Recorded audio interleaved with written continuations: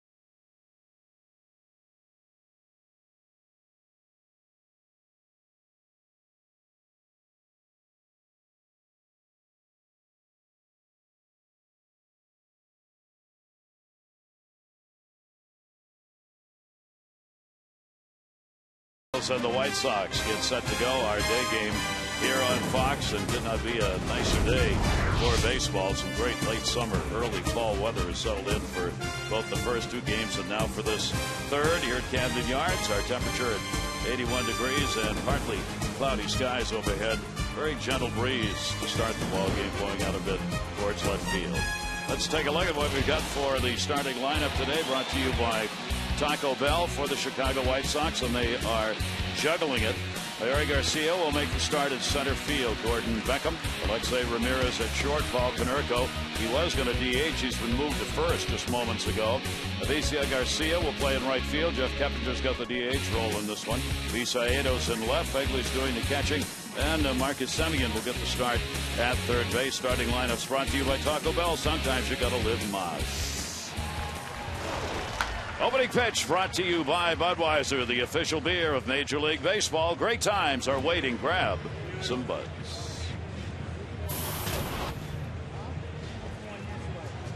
And on the mound for the Orioles, the left-hander, Wei Chen. Well, you see his numbers right there, that ERA 3.87, coming off a bout of wildness in his last start. But for me, Gary, it's all about the fastball for Mr. Chen. I call it a foundation pitch for Chen because everything works off that fastball. You'll see about 70% split with those fastballs, two-seamers and four-seamers, and then he'll mix in changeup, sliders, and curveballs. And a quick starter, very good at controlling the early innings of a ball game. His ERA in the first 3 innings, 2.50. After that, keep a close eye on him, goes up to 5.30. Take a look at the defense for the Orioles. There's been none better in baseball this year. The newly acquired Michael Morse is in left field. Adam Jones in center. Nick Markakis in right. Manny Machado, J.J. Hardy, Brian Roberts, Chris Davis, the infield. And Matt Wieters, the everyday catcher, is off. It'll be Chris Snyder getting the start for the Orioles. Our umpires tonight, Jim Hoy, Jim Reynolds, Bob Davidson, and John Hirschbeck, who is the crew chief. Jim Hoy, if you listen to the players and their reports, perhaps a bit of a strike zone that favors the hitters. We'll see whether that holds true today. We were talking with Wei Chen yesterday, Tom. What he talked about in his last 2 outings have not been good. He said in the last one, he thought maybe this whole pennant chase and the hype of it may have gotten to him a little bit. Well, it showed up on the radar gun. He added a mile or two. He's up at 93, 94 with the fastball, but as I mentioned, did not have good command. Really a case of overthrowing given this time of year. So he'll try and settle it down today. Leori Garcia is making the start in center field and in the leadoff spot.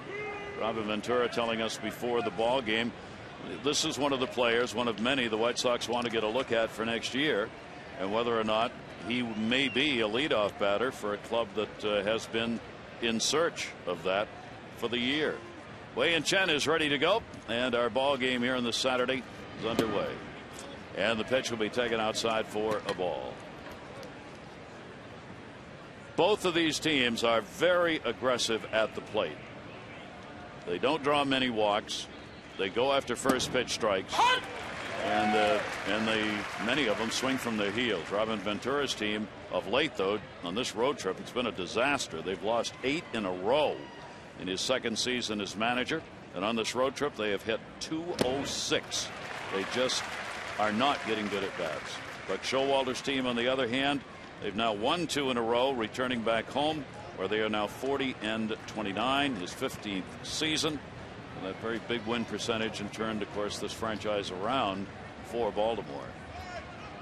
Garcia takes the pitch up high, and Chen will even up the count 2-2. Yeah, usually I don't think a must game is anything until you're absolutely facing elimination. But when you're in a pennant race and facing a team that's lost 8 in a row and you're at home, you need to win the game. The Orioles well aware of that, coming off a road trip where they were 3-6 and could not win any of the series that were played on that road trip. And a 2-ball, 2-strike count to Garcia. Garcia, Beckham, and Ramirez. Garcia, a switch hitter. He has had an 0 for 3 in the first 2 games of this series. 28-year-old left-hander, 2-2. And he'll miss with that one down and in. And the count will go 3 balls and 2 strikes. Now, this may be the first batter, but I'll tell you something. The Orioles right away are sitting a little further up on the bench. Do not want him to start 3-2, and it looks like his pitches are wandering around a little bit here against the first batter. 3-2 delivery, but he got one turned over and got him. Well, no mystery of what's coming from Chen. All fastballs throughout this at bat, just moving in and out, up and down. This time he follows up the sinker down with the four-seamer up and gets Garcia to swing and miss. 74 strikeouts in 109 innings for Wei-Yin Chen. He's not walked many. 34 on the year. Here is Gordon Beckham, one of the leaders of this White Sox team and a foundation player. Beckham has had an 0 for 8 in the first 2 games, and he has struck out 4 times. Snyder getting equipment taken care of. So Beckham just 159 in his last 18 ball games. And if the White Sox are going to have any offense, Beckham's got to be a part of that. Yeah, it's a mystery, especially against left-handed pitching. He's really struggled, hitting 200. And the pitch is in there for a strike from Chen. 1 walk this year against left-handed pitching. You see Ventura's got the lineup completely stacked with right-handers. The 0-1 will be a ground ball to short. J.J. Hardy is there. Gold Glover makes the throw, and Davis the nice pick at first base, and Beckham is retired. It gives us a chance that Chris Davis at first, all the discussion about the home runs. Chris Davis has become one of the best first basemen in the game. Those kinds of plays like he made right there have become the norm on the season for the Orioles and have helped them be the best defensive team in Major League Baseball. You think about spring training in last year, the big question was who's going to play first for the Orioles and can he get it done? Yeah, and I like what Buck Showalter did in spring training. Challenged Chris Davis to improve the defense at first base. Told him, listen, your infielders need 100% confidence in you over there. He worked real hard at it in spring training, and that work has paid off. Here's Ramirez, 2 down and nobody on. Chen will catch the outside corner with it for a strike. Ramirez getting the start, of course, at short. And Ramirez tied for 5th in doubles with 36 in the league. Konerko on deck. He's got 29 stolen bases, tied for 8th, and he's 11th in hits. Chen gets the swinging strike, 0-2. I was going to say, that was a rare first pitch take by Ramirez. 15% of his at-bats are over with in 1 pitch. And he let loose there on pitch number 2.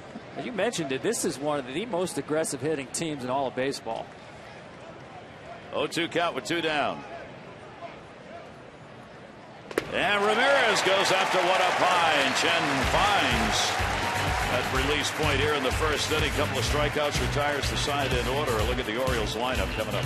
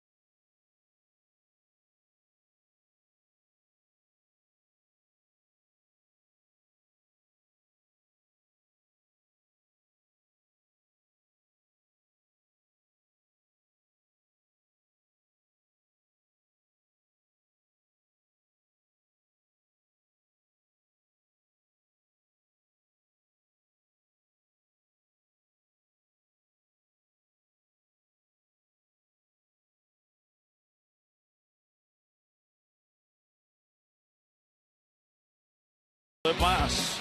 It'll be Brian Roberts, Manny Machado, Adam Jones, Chris Davis, J.J. Hardy, Danny Valencia is the DH. Nick Markakis, Michael Morse, and Chris Snyder doing the catching. And here is Hector Santiago. He too looking to settle it down. Yeah, he's like a position player's mentality on the mound. He's very aggressive, high energy type of guy out there. With I call it challenge fastball. He'll go right after you with that four-seamer at 93, 94. A two-strike approach. You normally hear that about hitters. But with him, he goes after batters with two strikes. They're hitting 124 when Santiago gets two-strike counts. And he does that, Gary, by really staying aggressive. A lot of hitters, a lot of pitchers with two strikes will try to get guys to chase. He tends to stay aggressive. Brian Roberts, a leadoff batter at second base, and he will take it for a strike. Roberts in the first two games, a 1 for 7 with 1 home run. Orioles have had 3 home runs in each of the first 2 games of this series. The 1-1 pitch off speed on the outside corner for a strike. Santiago is working on 7 days rest, coming off a performance where he was chastised by the Chicago pitching coach. 1-2 delivery, and that ball is going to be popped back and out of play. Against the Yankees in his last outing, he surrendered a career high 5 walks. 1 came with the bases loaded.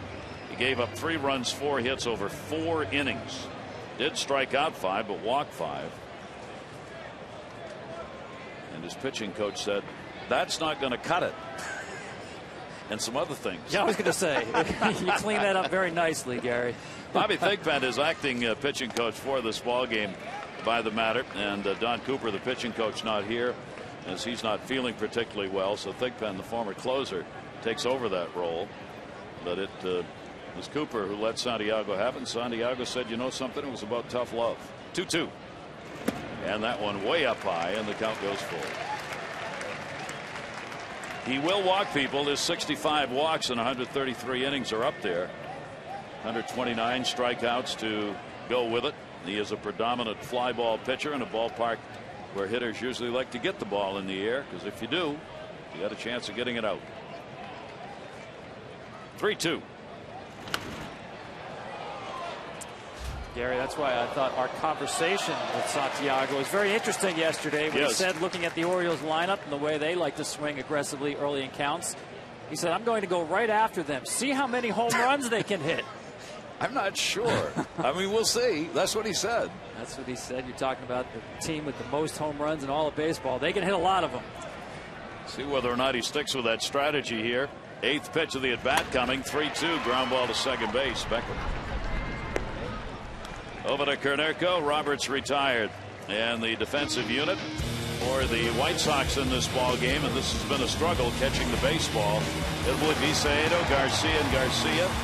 Somebody gets a start at third. Ramirez, Beckham, and Konerko. Quigley's getting a look behind the plate. He's been up for half the season and maybe their catcher of the future. Defensively, this White Sox team is tied for 12th in defensive percentage in the league. They've committed 100 errors. And Manny Machado, first ball hitting, will foul that one back. The .292, sophomore year, great third base work. Machado right now in an 0 for 8. His numbers in the first 2 games of the series. 0-1 pitch is there for a strike. Caught it at the knees. 0-2. See if Santiago stays aggressive here. He likes that cutter and fastball in on the hands of right-handers. Change up away. 0-2 pitch is taken inside. Santiago has faced the Orioles once this season. 2 runs, 5 hits, 7 innings. He was non-decision. Does not have a record against the Orioles. This is his 4th career appearance and his 2nd start against the O's. Machado's going to go up the middle, and he's got a base hit. He just went up and got that one. So the Orioles' third baseman is on with 1 away. Here are the Ford keys to the game. Yeah, play, and I put in there a rare clean game because you're right. They've kicked it around defensively. Base running has been an issue as well. For the Orioles, pretty simple. They win with the long ball. 17 of the last 18 runs, 17 have come via the home run. The Orioles lead the majors with 191 home runs. They have now tied for 2nd in most home runs surrendered. So it's been a live and die with the homer season for the Orioles. Orioles center fielder Adam Jones off Santiago, a couple of hits and 5 at bats and 1 home run lifetime off the Chicago pitcher. Manny Machado at first base, held by Konerko. And a big cut on that fastball. And if Santiago, Tom, what he told us is true, this is what the Orioles will be looking for. Yeah, that's a good live fastball. Actually gets a lot of the plate for a guy in Adam Jones who loves swinging at the first pitch. It's an indication of how good his fastball is. Outfield will shade a bit towards left. Infield straight up. 1 down. And a little lob toss over. Manny Machado back to the bag. Machado's not done a lot of running for the Orioles this season. Not expected to, really. He's stolen 6, been caught 7 times. Nate McLouth, who's not in the lineup, has been their leader when it comes to stealing bases. 0-1 count, 1 down. And that pitch is away for a ball. Teams have been able to run against Santiago a bit. They've stolen 8 out of 14 against the left-hander. Davis waiting on deck.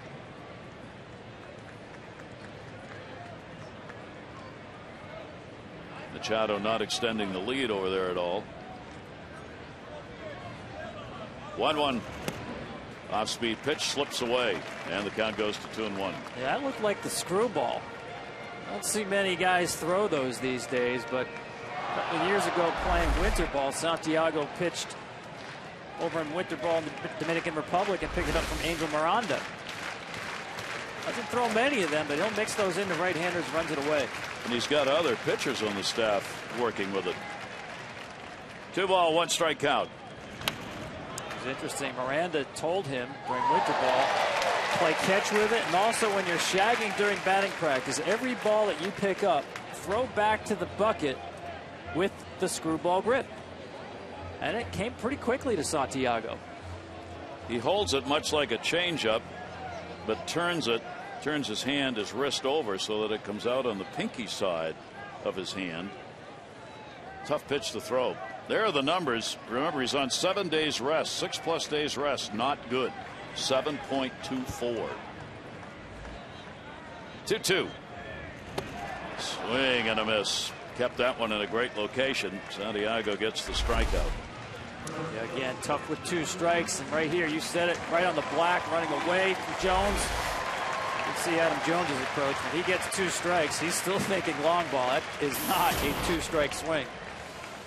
And here's the major league leader in home runs, Chris Davis. Got his 48th in the ballgame last night.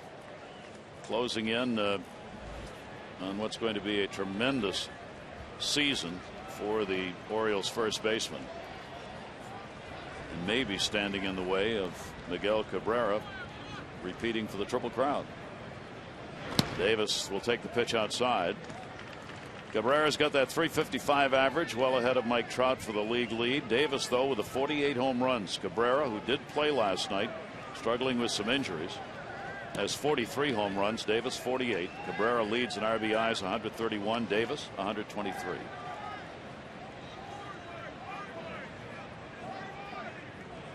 One-0 pitch will be fouled back, evening the count. Well, Chris Davis is probably looking at the field at the way they're defending him and asking, didn't they get the memo? Yeah. Because everybody in the American League East, especially New York and Boston, has that complete overshift on the right side of the field, including that sort of rover back in short right field. And White Sox, as you see there, shortstop Ramirez is still on the left side of the second base bag. They may be the only team this year that's played the defense that way. Davis will take it away. 2-1 1-strike count. Machado on at first base, having picked up the single. Santiago already up to 20 pitches here in the first inning. You want to stay around that 15-16 mark. You're going to be in the ball game for very long. Davis has had a home run in this series, 3 for 7. 2-1. Lifts that one in the air to left field. That's going to be in the gap. It'll take a hop off the wall. Machado with 2 down was running. He'll make the turn. Being waved home. Another double for Davis. Another RBI, and the Orioles have a 1-0 lead. The 124th run batted in for Davis. He stays back on this ball so well. Pitch out away from him. Doesn't try to pull it. Pitch is probably up more than Santiago wanted it. And that's right up the alley. Chris Davis, tremendous power to all parts of the ballpark. Lots of home runs and doubles to that gap in left center field. 39th double of the season. I mean, he's only 2 home runs and 1 double away from 50 home runs and 40 doubles, which has been done only twice in baseball history. That kind of gets by the name of Babe Ruth and, yeah, and Albert Bell. And those doubles kind of get lost with all the home runs that have been hit. So the Orioles get the lead. Here's J.J. Hardy. Hardy with a 6-game hit streak coming into the ball game. He too has been hitting the long ball. And Santiago's pitch will miss inside. Hardy, the best of the shortstops as far as the power numbers are concerned. Santiago trying to get out of the inning after the single to Machado, could not get through Davis. 1-0. Off-speed pitch down to third. Simeon up, running throw, and he will get him in a good defensive play to end the inning. But the Orioles pick up a run on a couple of hits, no errors, 1 left on. Good D shown by the gloves that had faltered much of the year, the White Sox.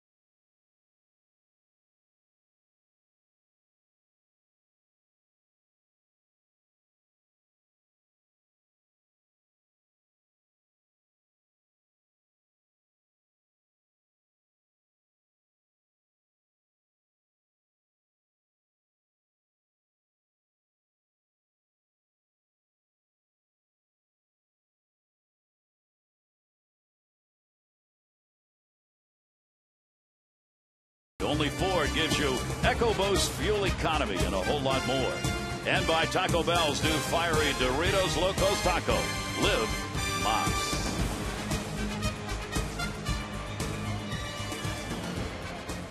Little discussion, Tommy? Yep, a little revisiting the mechanics, it looks like, after that first inning. Maybe driving that ball down a little bit better to keep it down. Bobby Thigpen, the pitching coach for today, with his starter. First pitch fouled away. Paul Konerko in the cleanup spot, getting the start at first base.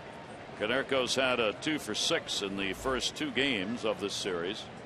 Orioles have won them both. The shutout, Scott Feldman last night, 4-0. The White Sox 5 singles in the ball game. Konerko to right. Nick Markakis, high sky. 1 down, second inning. Chen's really featured a very good fastball already in this game. That first inning, Gary, he had 4 swings and misses in that first inning. This is a guy, his last 3 starts had 17, 5, 6, and 6 his last 3. Generally not a swing and miss guy, but that fastball seems to have good life, and hitters do have problems picking it up out of his hand. Avisail Garcia coming to the plate. Garcia getting the start in right field. He's had an 0 for 3 in the first 2 games, in and out of the lineup. Left-hander Chen with one down. And that'll be outside for a ball. Well, we talked about the numbers for Wei and Chen. It's about staying under control and trying to slow the game down a little bit. That's what he's trying to do early in this one. Here's the 1-0. Towering pop-up. Shortstop Hardy. Morse coming in from left. Morse doesn't see it. Hardy's got to play it, and he does. Well, he got him on the changeup there, but what I like is watch his wrist when he brings the ball behind him. You'll see a little bending of the wrist where he's got a very loose wrist. Watch that wrist kind of cock and then comes through. You'll see that fastball at 93. Sometimes it'll top out at 94, but it gets on hitters. I think that loose wrist really adds life to that velocity on the fastball.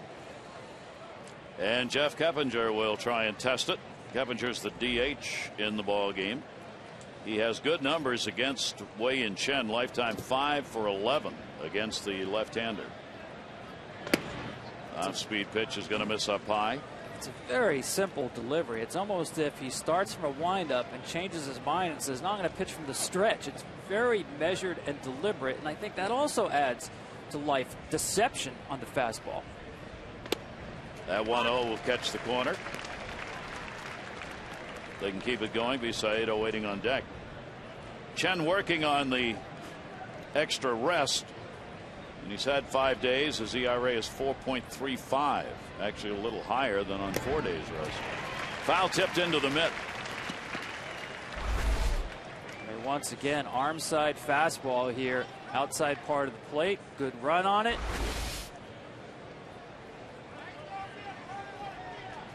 Chen with a 1-ball 2-strike count on Keppinger. Just a 208 hitter against left-handers this year. And he will pop that one up in the air to right. Nick Markakis. Markakis has got it 6 in a row. Retired by Chen. Off to a good start. As Tom said, not unusual for that to happen. Great day to be outdoors in Baltimore.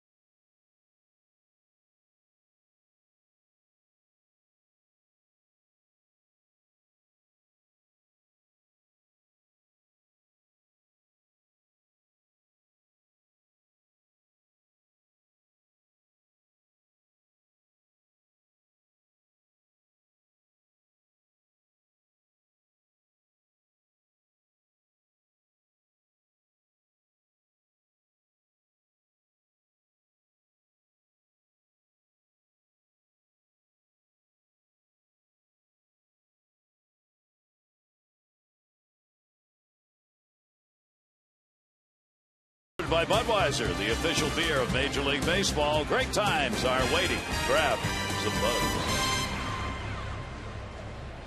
Gary Thorne, Tom Verducci on a day that was made for baseball. Here's Danny Valencia. Valencia is the designated hitter and has been getting the job done in that role, and that has been a spot the Orioles have struggled with. Their DHs overall hitting just .221. This is what he does best against left-handed pitching. provides a lot of pop. You said it, they run through a lot of different options there at the DH, most times hitting down in the order. But against left-handers, Danny Valencia has really emerged as a good option for Buck Showalter. 13 for his last 24. That's a .542 batting average, 2 home runs and 5 RBIs for Valencia. 0-2 off speed delivery. Santiago will bounce that one.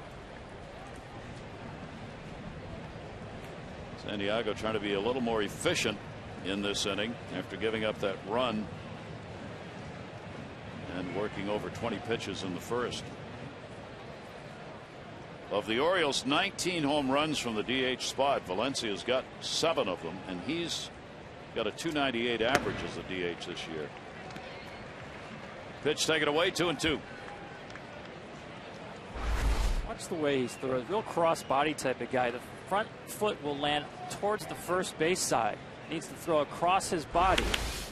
Down the line, Valencia. He'll get it into the corner. Chased down by Garcia. Valencia on his way to second. And the hot bat stays hot. A leadoff double here in the second inning. Now time for a Pepsi game break. Greg. Gary, thank you. Talking about a hot bat. Mike Napoli, stay hot. This one eventually comes down. It's his 20th of the year, 84 RBIs, 2-0 Red Sox. His 3rd home run in his last 5 games. He had 3 homers in his previous 29 before that streak. Let's get you back out to Gary and Tom in Baltimore. Greg, the Red Sox are tearing the heart out of the Yankees. Oh, man. Mike Napoli has the highest slugging percentage in September of any active player. I asked him about that the other night, and he said, I don't know why. I wish if I knew the answer, I'd do that all 5 months previously. And the pitch will be taken up high. Here's Nick Markakis, the Orioles right fielder, with that .270 average, 9 home runs, 53 RBIs. Markakis with a 1-for-4 lifetime off Santiago. Orioles have beaten 2 left-handers in the first 2 games of this series, trying to make it 3 in a row. Off-speed pitch will go to Beckham. He'll take it to first. At bat productive for Markakis. Moves Valencia over to third base. Yeah, he'll get some fist bumps in the dugout. Watch where that front foot lands for Santiago. So he's going to throw across that front leg, across the body. Makes it especially difficult for left-handers to pick up the ball. It's something you see a lot of relief pitchers do to create deception, hide the ball a little longer. Don't see as many starting pitchers do that, though, because that can be very rough on the shoulders and elbow. Really puts a strain. And Santiago has pitched a lot out of the bullpen as well. It's effective for hiding the ball. I'm not sure if it holds up long term for an arm's health. It's his 21st start, his 32nd appearance. Michael Morris will foul it away. The White Sox are going to play this close. The infield's already drawn in, and we're in the second inning with the Orioles leading at 1-0. So Robin Ventura knows his ball club's not scoring many runs, so they can't afford to give runs up. They've had a season of 1- and 2-run losses that have just cut deeply. They're 21 and 30 in 1-run games. And I like what Ramirez did right there. The veteran shortstop went to the mound. Towering pop-up right field. Garcia, runner's not going to tag. Valencia will stay at third base. And there are 2 down. Tonight, Fox College Saturday rolls on as Louisiana battles K-State on Fox Sports 1. And West Virginia tries to upset 16th-ranked Oklahoma right here on Fox. Then in the nightcap, Washington State takes on 25th-ranked USC back on Fox Sports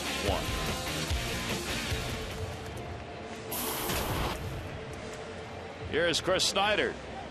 Snyder doing the catching for the Orioles in this ball game, giving Matt Wieters, their regular catcher, a day off with another day game for these 2 teams tomorrow.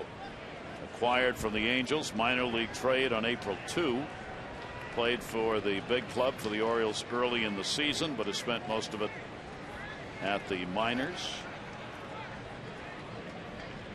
And Snyder will take the pitch away for a ball.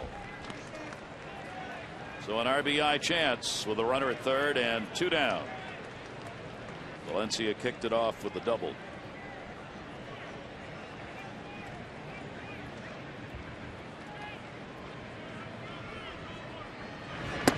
.1-0 is going to miss outside. Orioles as a team ranked 3rd with runners in scoring position on the season in the American League. Neither team's done much in this series in that situation because there haven't been many chances. The Orioles just 1 for 8 in the first 2 games with runners in scoring position. Snyder watching one. That's going to miss down low.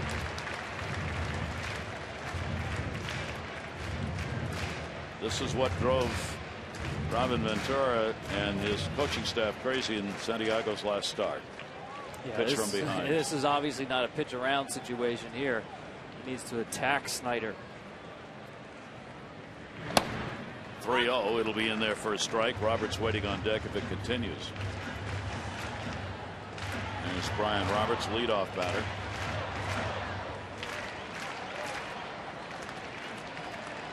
Snyder with 1 RBI, just 17 at bats with the Orioles. This is 7th game. Oh, he got that one way back down the line, but it's going to be foul. He got a little bit out in front and maybe in on the bat a little bit, and just missed. Just a little off the barrel here, sitting on the 3-1 fastball, and got it just a little too quick. You see contact there right down the end off the barrel toward the end of the bat. Santiago's given up 15 home runs, 13 of those by right-handers. Bit of an irony that Santiago came in with the exact same batting average against righties and lefties, both at .236. Sticking with the fastball, 3-2. And he'll be away. He walked it. 2 on, 2 down. And let's go to Greg Atzinger at MLB Network Studios for Game Break. Garrett, thank you very much. Here come the Yankees. Lyle Overbay hitting 7th in the lineup for the Bombers. Drops this one in the right center field. It will play Alfonso Soriano. The Yankees aren't done. 2-1 in the inning as we speak against John Lackey. Red Sox up 2-1. Gary, Tom, back to you. All right, Greg, thanks very much. And obviously much at stake there. The Red Sox are in pretty good shape to take the American League East as they start the day with the big lead over Tampa Bay, 7.5 games ahead of them. For the Yankees, it's about staying in that wild card race. True for Tampa Bay, the Orioles, New York, and Cleveland. And the strike taken, Roberts. You might have seen in that highlight there, no Jacoby Ellsbury in center field for Boston. He's gone back to get some x-rays done on his foot. May have a broken bone in that foot. Serious business this time of year. The 0-1 breaking ball, and that will catch the inside corner. Roberts grounded out his first time up. Roberts injured much of the season, getting back with the Orioles for a final couple of months, and in these situations he's gotten it done. He's hitting .417 with runners in scoring position, 26 runs batted in and the 49 chances. 0-2. Dismissed inside, 1-2. Yeah, Thursday night. Here's the power of Brian Roberts from the right-hand side. Mentioned it, Gary. He's been one of their better hitters with runners on base, especially in these situations with 2 outs. Said total of 4 home runs, 2 from each side of the plate. Not much difference in the average. 59th game in the dirt. Wrigley makes the good stop and holds the runner at first base, Snyder. Looked like he went back to the screwball there to Roberts, but so far Santiago really hasn't been able to command the fastball when he needs to throw one for a strike. We saw that to Snyder. Typically he likes to go in with the fastball with 2 strikes. It's taken him 42 pitchers to get 5 outs. 2-2 delivery, whacked away. That's something everybody, every coach, especially pitching coaches, have talked about this year: foul balls.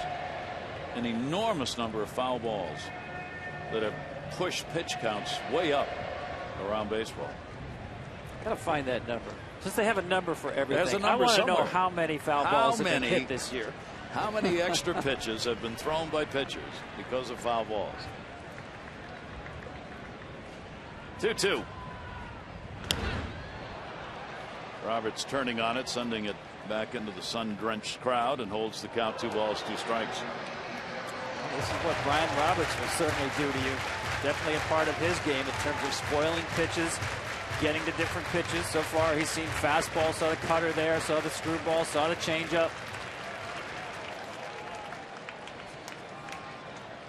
Santiago trying to find a way to get him out of there.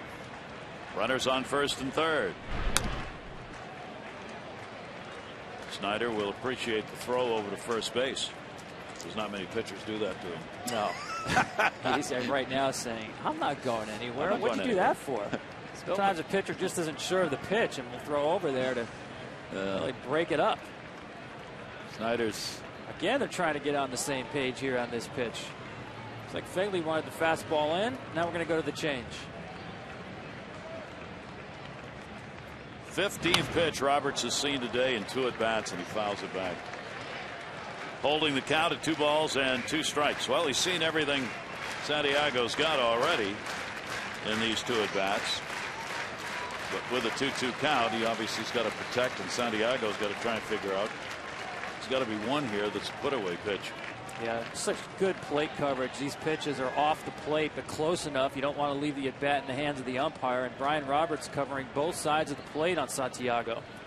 Now let's try the curveball. Runners off first and third. And he lets it go in a full count. So 3 balls and 2 strikes. Orioles have a 1-0 lead here in the 2nd inning. Valencia had the leadoff double. He's moved over to third. Snyder picked up the walk. He's on at first. Well, I started out, Gary, by saying his best pitch is the challenge fastball, and it's time for one right here. Sometimes you just have to understand you've got to come out a hitter in the zone with your best pitch. Here it comes. Runner at first will be going. And he walked him. So Santiago reminiscent of his last start here in the first 2 innings. A lot of pitches, base runners, and not good control of that fastball. Sacks are full. That'll bring Manny Machado up. He delivered a single and scored a run in that first inning. Here's a chance. Valencia over at third. Snyder to second. Roberts with a walk-on at first. Chance for the Orioles to have a very big inning here. The base hit would score at least a couple. That's in the dirt. And again, he'll work from behind as the count goes to 1-0.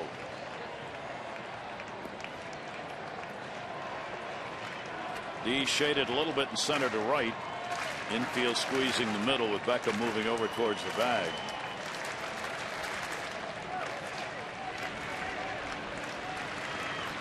One-0. Strike called on the outside corner. Machado with the bases loaded this year has gone 3 for 8. Gets the call here on the changeup down and away. Really good pitch. And gets the call. Machado thought it was down.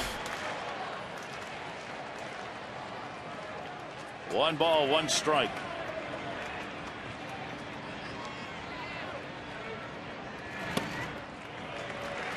And we'll miss outside 2-1. It just has not been able to throw that fastball where he wants it.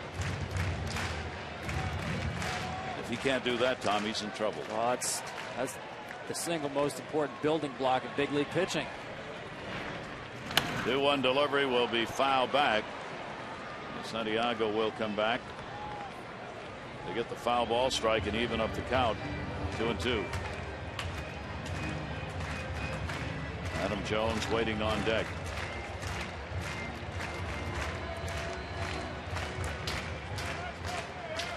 Santiago coming off that Boston outing. 4 runs, 5 hits, 3 2/3 innings with the 5 walks. And so far the struggles continued in this one. Timeout asked for at the plate by Machado. You know, you talk about pitch counts, all not created equal. He's pitched with a runner on 5 straight batters. They'll go to second. Ramirez gets it over to Beckham and he works his way out of it. No runs on a hit. The bases are left loaded. We'll return to Camden Yards after a word from your local Fox station.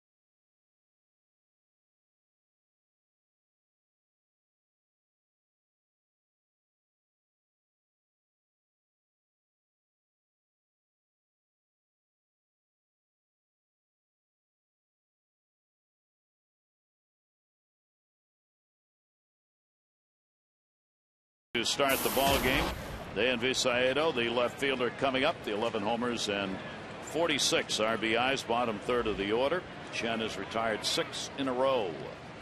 Visaedo will take it for his strike.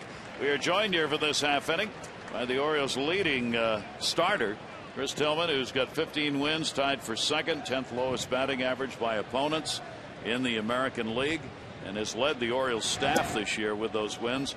Chris, thanks very much for joining us, number one, and congratulations on what's been an outstanding year for you. Thanks for having me, guys. I appreciate it. Hey, tell us a bit from a player's perspective what's this race looks like now for the wild card for the Orioles, will you?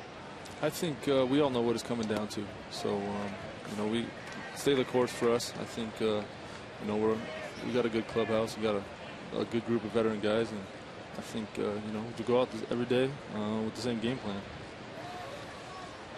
2 ball, 1 strike count. You said over right straight back. And Chris, we talk a lot about the home run power on this team, but as far as the starting pitchers go, how much responsibility at this time of year do the pitchers take on? You saw Miguel Gonzalez pitch a great game Thursday. You saw Feldman last night with the shutout, and Chen here with a good start in this game. I think, we're only as good as our starting pitcher for the day. So, as a starting pitcher, I think it's our goal to go out there, get as deep as we possibly can in the game, and give your team a chance to win. And the quicker you get these guys back in the dugout, the better they're going to be. So, as a starting pitcher, I think that's our goal. And what do you see out of Chen so far? Obviously, against a team that really is aggressive swinging the bat.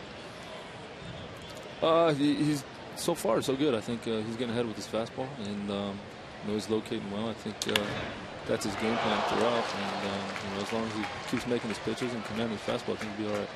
Visaedo is going to go into second base, and there is the first base runner. First hit for the White Sox in the ball game, as he's got a leadoff double here in the 3rd inning. Yeah, we've seen him owning the arm side of the plate, the outside of the plate. That was one of the few times he's come in with the fastball, just didn't get it inside enough to a real good hitter. Chris, what's the growth for you this season as a pitcher from last year to this year that's made the difference for you? I think it's a little bit of everything. It's kind of a bunch of pieces to the puzzle. I think being more consistent this year, as more than I was in the past, and I think that goes with everything, from what you do in between starts to what you do on the mound game day. I think it all comes together, and I think routine is huge for a starting pitcher, and I think you stay consistent with that, you got the confidence to go out there and make every start. That one right off the front of the plate. Chris Davis will take it to first base. Visaedo will move up. Ugly is retired, 1 down. Well, Chris, I want to take you back a couple of years ago when you went to go train with Brady Anderson. Tell me how that came about. Specifically, what were your goals working with Brady? Brady's goals, I think, were to, improve my strength, be more explosive. I think he saw that what I was capable of, and I wasn't really aware of it yet, and I think he just wanted to bring that out in me. And he, for the first couple months, it's frustrating for me because we're learning a lot of his lifts, the way he thinks, the way he likes to do things, and it's completely different from what I've been taught my whole life. So once you get comfortable with it and you learn his lifts and his routines, I think as long as you stay consistent with it, it's a good way to go about it. Sending it at the plate, the 3rd baseman batting 9th. The Orioles, too, are going to play this close as they've moved their infield in with only 1 down. Visaedo on at first base, with the Orioles leading it by a score of 1-0. So both managers early in the ball game deciding probably not going to be a lot of runs scored and trying to cut down runs early. Pitch will miss outside. The count goes to 2-0.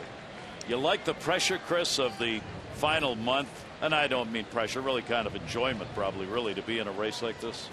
Yeah, I think as a starting pitcher, I think every game's big for us. We only get to go out there once every 5-6 days and kind of give our team what we got. So from a starting pitcher standpoint, I think every game's big for us, and we know coming down the stretch where we're at. So I think every game's big. You guys have really gotten it done as far as the starters are concerned. This month, 6 games, a 3.38 earned run average. That's 4th best in the American League for starters this month. That's a pretty good pickup, isn't it? Yeah. I think we're starting to roll here a little bit. Kind of feed off each other. That's what we did real well last year. One guy would go out, next guy would come out, do the same thing. And once you start feeding off each other, I think you're heading in the right direction. And Chris, it looks like you specifically have remained and probably feel really strong. I mean, the velocity up on the fastball all year long. Since you worked with Brady, it's gone up from about 89 to 93. About the confidence you have right now in the fastball. It's there for me. I think it all comes back to routine and what we do in between starts. And once I'm able to get comfortable on that particular day, for that start, I think I just kind of ride with Weedy, go with whatever Weedy's game plan is behind the plate, and once I get in that groove, it kind of comes for me. Count here, 3 balls, 2 strikes, 1 down. Simeon with a runner on at third base. Visaedo, potential tying run in the game. The Orioles have the infield drawn in. Chen, 3-2. Big strikeout. Boy, we talked about the execution of the fastball. He stayed soft throughout this at bat until he got to 3-2. Watch the location on the heater right here. Again, he's really commanding the arm side of the plate extremely well with that fastball. Great pitch on a full count with the runner on third and less than 2 outs. Chris Tillman, when you taking the ball next? I go Monday. First day New York in town. In another big series, huh? Absolutely. They're all big. Yep. Chris, we appreciate it. Continued success here as you close out the year, and thanks for taking time to join us. Thanks for having me, guys. I appreciate it. You bet. Chris Tillman joining us. Orioles starter, 15-game winner.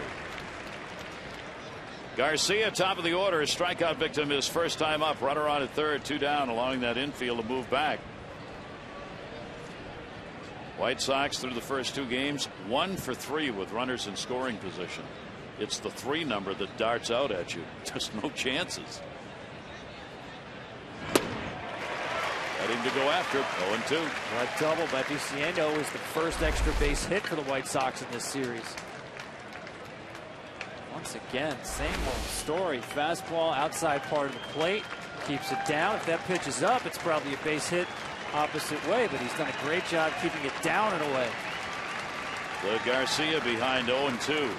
Visaedo the lead at third base, 2 down. Ground ball off the glove. Brian Roberts, can he make the play? He does. Those are the kind of plays that the Orioles defense have made all season. When we come back, Adam Jones, Chris Davis, a couple of crunchers coming to the plate.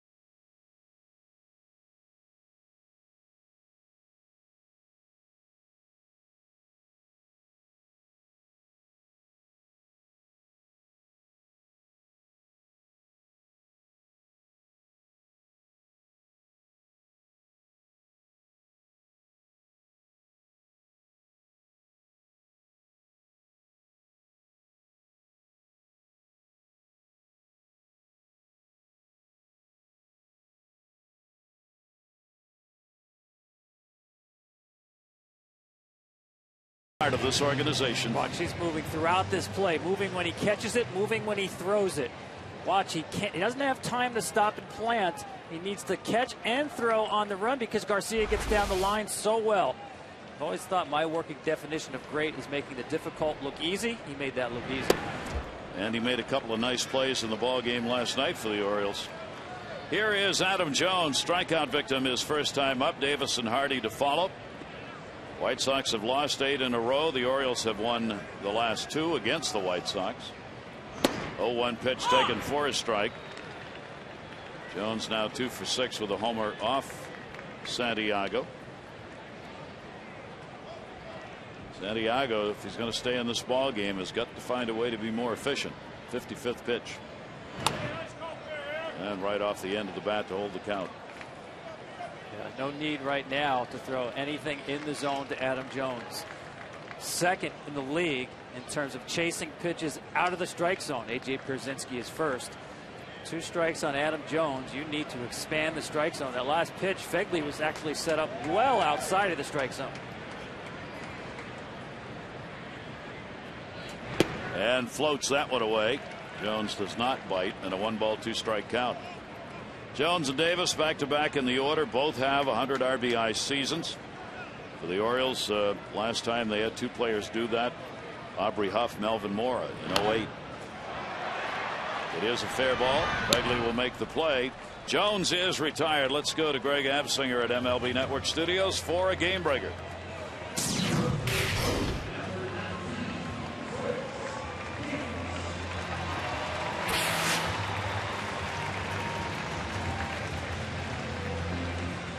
It's just a chance to give you a little breathing room there. That's all. That was a changeup. It was a changeup. Fooled me. It did. It fooled me too. But hey, you sold that it's one. Only well, one. It's only 1 strike. Here's Chris Davis.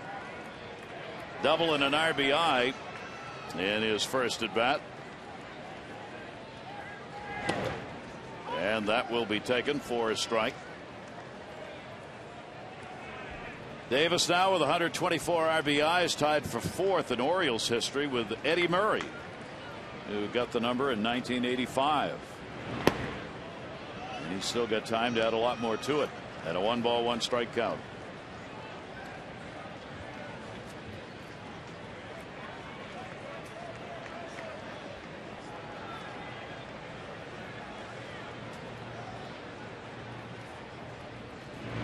Santiago's pitch. That had some movement on it. Ended up maybe the outside part of the plate, maybe outside. Yeah, you see saying stuffed away on Davis. The breaking ball. Good break on that. Davis 238 off lefties, 332 off right-handers. Now there's the challenge pitch. Yeah, that's what he talked to us about. When he gets 2 strikes where a lot of guys might go soft, that's when he stays aggressive. So he gets his second strikeout. Couple of walks, 2 strikeouts for Santiago. He's doing just what we were talking about. If he can set the side down in order, be efficient. Hardy's got the 6-game hit streak. He grounded out his first time up. Hardy hitting at .263 on the season. And an outside corner strike.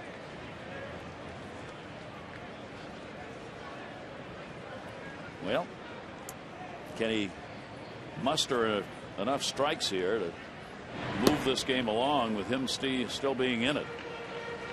Don't forget 7 days of rest. This is a guy who's worked out of the bullpen. He's a high energy guy, likes to work quickly. 7 days is a long time for anybody, but especially for Santiago. 1-1, and again came in after him in a 1-ball 2-strike count. It's much sharper this inning, getting ahead with off speed stuff and then setting up the fastball up for seamer, and Hardy swings under it. 1-2. Hardy went up and tomahawked that one to left field. It'll be hauled in. Visaedo is there, and there's the first clean inning that Santiago has had. The Orioles are on top 1-0.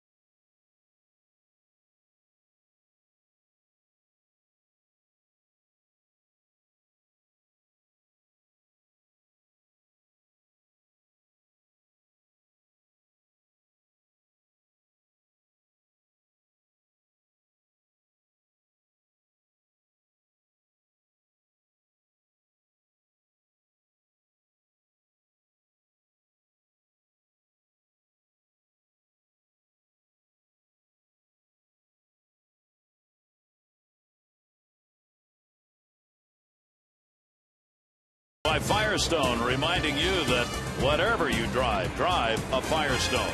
And by Fox Sports 1. To find your channel, go to foxsports1.com. Good crowd on hand for the day game here in Baltimore.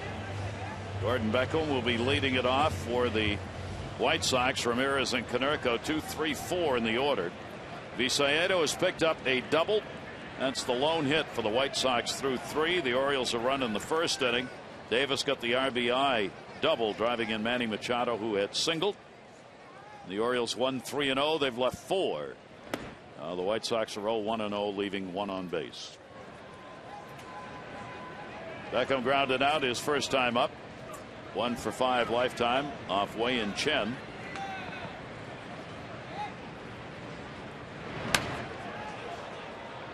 Saw that crouch stance of Gordon Beckham. It's something he went to late in the season last year, and in spring training went back to it. He'll lay that bat down, then bring it up. You see hitting more out of crouch position. And also, Jeff Manto, the hitting coach, changed his grip on the bat, which is unusual at the big league level. Gordon used to have an extreme strong grip with the top hand. Jeff Manto said, you know what, if there's one thing that I would change, the stance is fine, but change that grip. And he really worked hard in spring training to get comfortable with it. 1-2 delivery on the way to him. Had a chop at that one. Brian Roberts at second, over to Chris Davis. Beckham is retired. Now let's go to Greg Amsinger at the MLB Network studios for a game break. Hey, Gary, let's go to the Bronx. David Huff replaced Phil Hughes in the Yankees rotation. This start not off to a good start. Already a home run served up to Mike Napoli. This one, Johnny Gomes, his 12th of the year. Red Sox up 5-2 in the top of the 4th inning. They're doing it again, Gary and Tom. Wow. By my count, that's 44 runs in 3 games, and obviously it's early in the 3rd game of that series. Coming in, Tom, they had 13 home runs in those 3 games. I mean, they're on their best hitting streak as a team for the season. Here's Ramirez, a strikeout victim, his first time up, and he will take the pitch for a strike. Didn't particularly like the call, turns and walks away. Well, at some point here, the White Sox have to adjust to Chen, start looking for those fastballs away.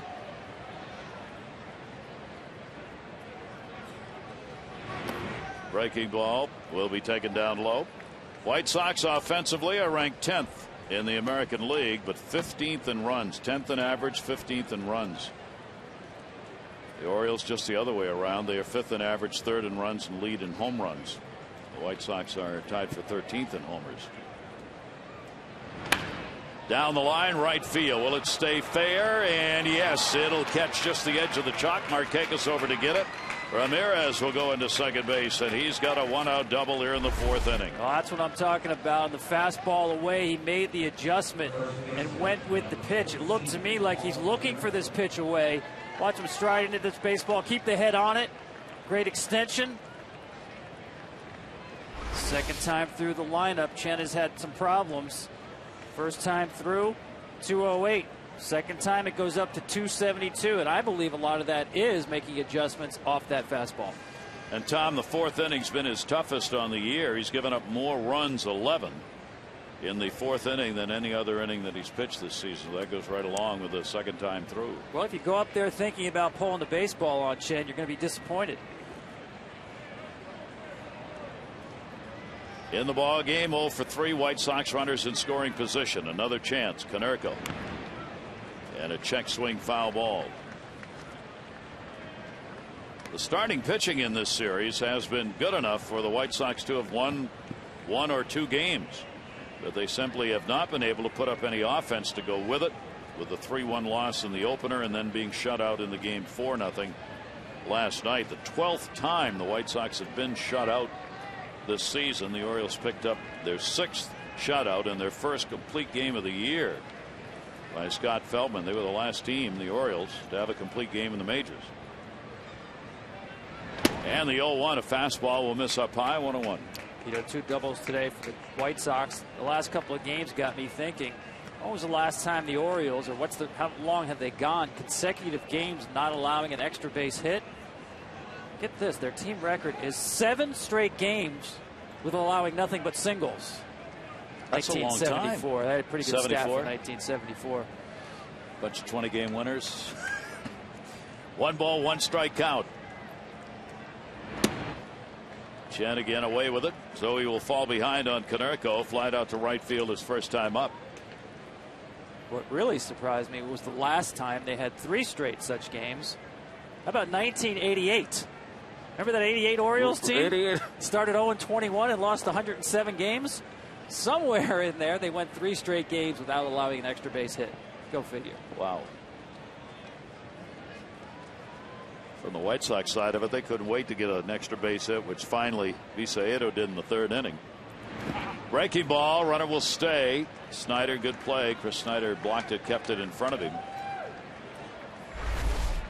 Yeah, nice play to save the base right here, especially with 1 out. Keep that runner off third. Ball actually hits the plate, so it comes up a little higher at Snyder.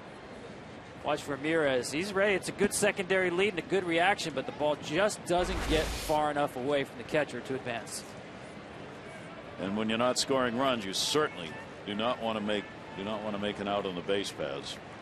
Not at this point of the ball game. In the 4th, White Sox trying to get it tied up. They've had a runner over to third that came in the 3rd inning. Could not get Visaedo home though. 3-1 count. That'll go towards the gap left center field. That's going to tie the ball game up. Michael Morris over to get it. Konerko picks up the base hit and the RBI, and the White Sox on the board, tying it up at 1 apiece. Well, this is the pattern for Chen. 2nd time around the lineup, adjusting the fastball. This one gets more of the plate than he wanted. Wanted that foundation fastball away. Instead, it runs back over the plate. Paul Konerko, he's been around long enough to know what to do with that. So Konerko delivers the 47th RBI for him this season, as he gets Ramirez home, ties the ball game up, and both teams now with 3 hits on the board. And here is Garcia, and that fastball will be up high. Avisail Garcia, 5 multiple hit ball games over the last 10. So he's had one of the few hot bats in the lineup. Robin Ventura telling us before the game, both of the Garcias, who are both in the lineup, will get a lot of look-see here in the final 20-plus games of the season. 1-0 delivery, swung out and missed, 1-1. We were talking, Tom. This is again the pull approach to the fastball away. You're not going to have success. You see the front side leak out. That's the pitch he needs to take the other way, the way that Ramirez did. I was going to say, we were talking about the White Sox. They got a lot of decisions to make in the offseason and in spring training. The 1-1 is foul back. These young players are certainly getting long looks. I mean, it almost feels like spring training has begun in September for the White Sox. Better swing here for Garcia. Good balance. Just a little bit tardy on it. It's a tough balance for a manager this time of year, playing clubs that are in contention for the postseason. You've got to play your best ball club out there. At the same time, you're trying to get a look at some of the younger players. 1-2 the count. Runner in first and 1 out. Chased one up and away. Yeah, that's a young hitter just chasing. Now, Chen misses a lot. He's trying to go inside with this fastball and misses the target well up and away, but preying on the anxiety of a young hitter with 2 strikes, gets the chase swing. And a big out, 2 down. Leaves Konerko on at first base. Jeff Keppinger coming up, flied out to right field his first time up. And with Konerko not a base stealer, Chris Davis, the Orioles' first baseman, will actually play behind him rather than hold him on the bag. Off-speed pitch is up high to in for a ball. Got a real good chance of the ball in play right here. Jeff Keppinger doesn't walk much, doesn't strike out much. He actually entered this season with more career walks than strikeouts. 1-0 delivery to him. There aren't many in this day and age who could say that. Last month, another strikeout month in baseball. You wrote a story on that. It was the 6th highest ever. And Well, the one I can't get over is that the most strikeouts per month in the history of Major League Baseball. It's a number that keeps going up, Gary. It's actually leveled off a little bit, about the same, the strikeout rate overall this year as compared to last year, but we're in a 6-year period where they just keep going up and up. And honestly, Gary, I don't see that abating anytime soon. No. Given the increases in velocity across the board, especially out of bullpens, the fact that most hitters, like an Adam Jones, and I'm not criticizing him, he's got tremendous power, with 2 strikes will continue to swing for power. That's what they're being asked to do.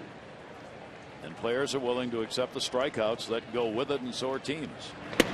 The amazing thing to me, and you really have to wrap your mind around this, I think, Tom, that you wrote about the highest 12 strikeout months in the history of Major League Baseball are the last 12 months. That's phenomenal. I'll tell you what's even more amazing. The walk rate is the lowest it's been in the entire DH era. So we're getting all these strikeouts, and you say, well, that's because pitchers are just trying for strikeouts and not commanding the ball. No. 1968 was the last time the walk rate was this low in Major League Baseball. So the combination of increased strikeouts and fewer walks, there's no question we are in a pitching dominant era. How much of that has to do with the steroid era? We'll never know the answer to that. How much of that came when finally that bubble got burst? Obviously not entirely gone, but certainly a lot of it. 2-2 delivery is swung on and missed. So Chen foul tipped into the mid, says the home plate umpire. Chen strikes out the final 2, run in, 2 hits. Ball game tied at 1.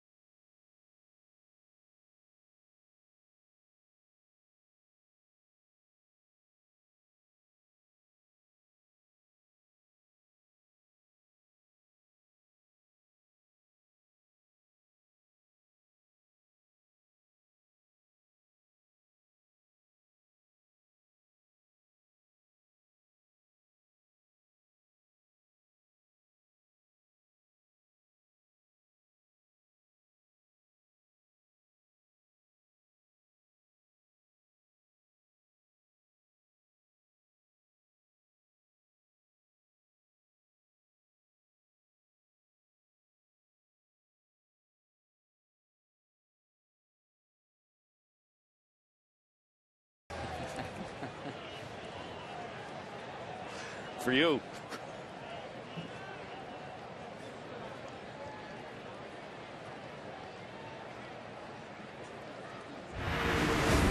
And we welcome you back to Fox Saturday Baseball. Gary Thorne and Tom Verducci here in Baltimore. First ball hitting Danny Valencia, and that's going to fall in. Valencia going after the first pitch. What a hot stick he's got going. That's 2 for 2 in this one. Yeah, he's been starting hitters lately with off-speed pitches. Changeup there, just left it up in the zone off the end of the bat, but it's a base hit for Valencia. 4th hit of the game for the Orioles. He's got 2 of them. Markakis and Morse due up here in the 4th inning of a 1-1 game, and we're joined by Chris Sale, who's putting up some outstanding numbers. 2.97 ERA, that's 5th best in the league. 226 opponent batting average is 4th best. Chris, great to have you with us. I got to ask you, with your personal number is obviously good. I know the club's not where you want it to be. How tough is it for you as a starter when a ball club's struggling the way they are? You kind of just try not to pay attention to it. You want to go about your business and, be able to pull your weight on the end of the team, and just try to keep positive, stay positive, and go out there and just keep fighting with everything you have, regardless of where we might be at or what's on the scoreboard. Good play right there made by Beckham. It'll move the runner up, Valencia, to second base, but Beckham maybe robbing Markakis of a base hit. You see that a lot this year. A lot, huh? Yeah, he's one of the best in the business over there. It's really hard to judge fielders, isn't it, unless you get to see him every day? Yeah, I mean, you obviously, you have some love for your home team because you got, like you said, you see him every day, and much like Machado over there in Baltimore, you see it on TV a lot, but you start talking to a couple of these guys, and like, man, it's a night in and night out basis. Well, Chris, I did want to ask you about your numbers as you approach 200 strikeouts and 200 innings. I'm wondering, maybe not now, but at the end of the season, is there a number or stat as a takeaway for Chris Sale that defines a job well done? I don't know. I think more so than any number is number of starts. Obviously you want to be around 30, above 30. Making every one of your starts. Just going out there and being durable. The ERAs, the strikeouts, and obviously innings is another one that I'd like to pay attention to. But that's, like you said, that's the kind of stuff at the end of the season you reflect back on, and not worry too much about it right now. Just trying to worry about the task at hand and doing your job to the best of your ability. Just so the folks know, Chris, 187 plus innings that you have worked, and so far 26 game starts for the White Sox.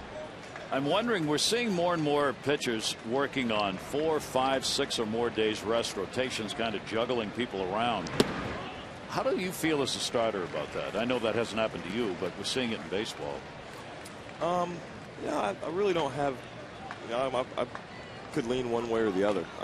Obviously, you want to be out there every fifth day, kind of get a routine throughout the season. But here towards the end of the season, kind of in the dog days, an extra day never really hurt anybody. So, gives you an extra day to kind of, maybe you might want to throw 2 bullpens, or you give an extra day a long toss in or something like that. So, it can be beneficial to some. Well, Chris, of all your numbers, and you've got great numbers across the board, I'm really intrigued by your numbers against left-handed hitters. I know you don't face many of them because managers have learned not to do that, but 139, just 3 extra base hits, no home runs. That is Randy Johnson-esque. So I'm wondering, as you were growing up, was there a left-handed pitcher out there that you sort of admired or patterned yourself after? You just said it right there. Obviously, he's arguably the best, probably in my eyes, the best left-handed pitcher ever. Arguably one of the best ever, just overall. His demeanor, his competitive nature. You watch him out there on the mound, and he looked like a caged bull at times. And I enjoyed watching him go out there and just be fearless, no matter who he was facing. In the box or as a team, he was coming after him, and he was bringing it in hard.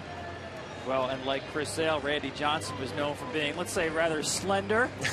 How many people have tried to get you in different ways to gain weight, Chris? Pretty much everybody I come across. They ask me, do you eat it all, and all these things. I've got a long line of skinny people in my family. Both my grandfathers, all my uncles, my dad. My dad got married. He was a size 28 waist. My grandfather's nickname was Streamline. He was a swimmer. So I got a few more years. And like my dad says, he goes, I've gained 40 pounds since high school. Hadn't helped my fastball at all. So he likes to make jokes about it. He said, in time, you'll get it. If you need some additional weight, Chris, give me a call. I got a few of them. Be more than happy to share. I tell you what, I'd take it if I could get it. Chris, the biggest influence on you from a performance standpoint growing up, coach or somebody or dad somewhere? I'd definitely have to say my father. Yeah. Day in and day out, we were, always in the backyard playing, hitting tennis balls. We actually got a mound built in my backyard, and he'd suit up and go back there and catch bullpens and stuff like that. And, I mean, weekends came and we'd be, at the park hitting BP, throwing, working on picks at first base, catching fly balls in the outfield. A lot of wasted time on that kind of stuff. but he really enjoyed it. I actually got a fun video from him. My wife flew back down to Florida to visit my parents because my son was down there with them, and my wife sent me a picture of my dad throwing BP to my 3-year-old son back there, and the video was of my son hitting a line drive and catching my dad in the leg, and it just took me back to some old memories, and it was kind of fun to see that. Chris, that's a great story. Lick, we really appreciate it. Have a great finish to the season. We loved your company here. Thanks. Absolutely. Thanks for having me on, guys. Chris Sale, Chicago White Sox starter, and one of the best in the majors right now. Valencia on at second base. There are 2 down. Chris Snyder, they're trying to get him home, drew a walk his first time up, 1-1 game. That's going to be a foul ball outside of third base. Well, the Orioles trying to get it done. By the way, before we leave, Chris Sale, worth noting, he has the second lowest run support in the American League, and he's won 10 ball games. He gets only about 3.2 runs per start. And I think people understand that, and I think that's why he will get support in the Cy Young voting. Not saying he's a favorite, but he's certainly in the discussion. I love the nickname, by the way, the grandfather. Streamline Sale. I think Chris ought to adopt that. Wow. I mean, we miss those in baseball this day and age. Yeah. We don't have all the old nicknames that almost everybody had a nickname in baseball if you go back to the 50s into the 60s, and somehow that all got lost. Here are some candidates, the American League Cy Young candidates. Certainly Scherzer's got to be there. Yu Darvish, Hernandez again. Pitch will be taken outside. There'll be some tough votes this year for postseason awards, coming for regular season awards after the season's over. Yeah, Scherzer's the favorite, I think, clearly, but not by a lot. That is still up for grabs, I would say, with Darvish right behind him. 2-ball, 2-strike count on Snyder. Valencia the lead at second, and a good one. And it's going to be up high. So Santiago goes full, 3 balls and 2 strikes. Off speed delivery there. Roberts leadoff batters on deck. 80th pitch from Santiago is going to be coming. Valencia the potential go-ahead run. The Orioles won 4-0. The White Sox won 3-0. 4 left on by the Orioles, 2 by the White Sox. He's had trouble with Snyder today. Once again, he's back to a full count in a challenge fastball situation. Snyder, 6 major league starts, getting his first here with the Orioles since being recalled. So Santiago comes up with the K's when he needs them. Both he and Chen did that in the 4th inning. No runs, 1 hit, base runner left on. Ball game tied at 1.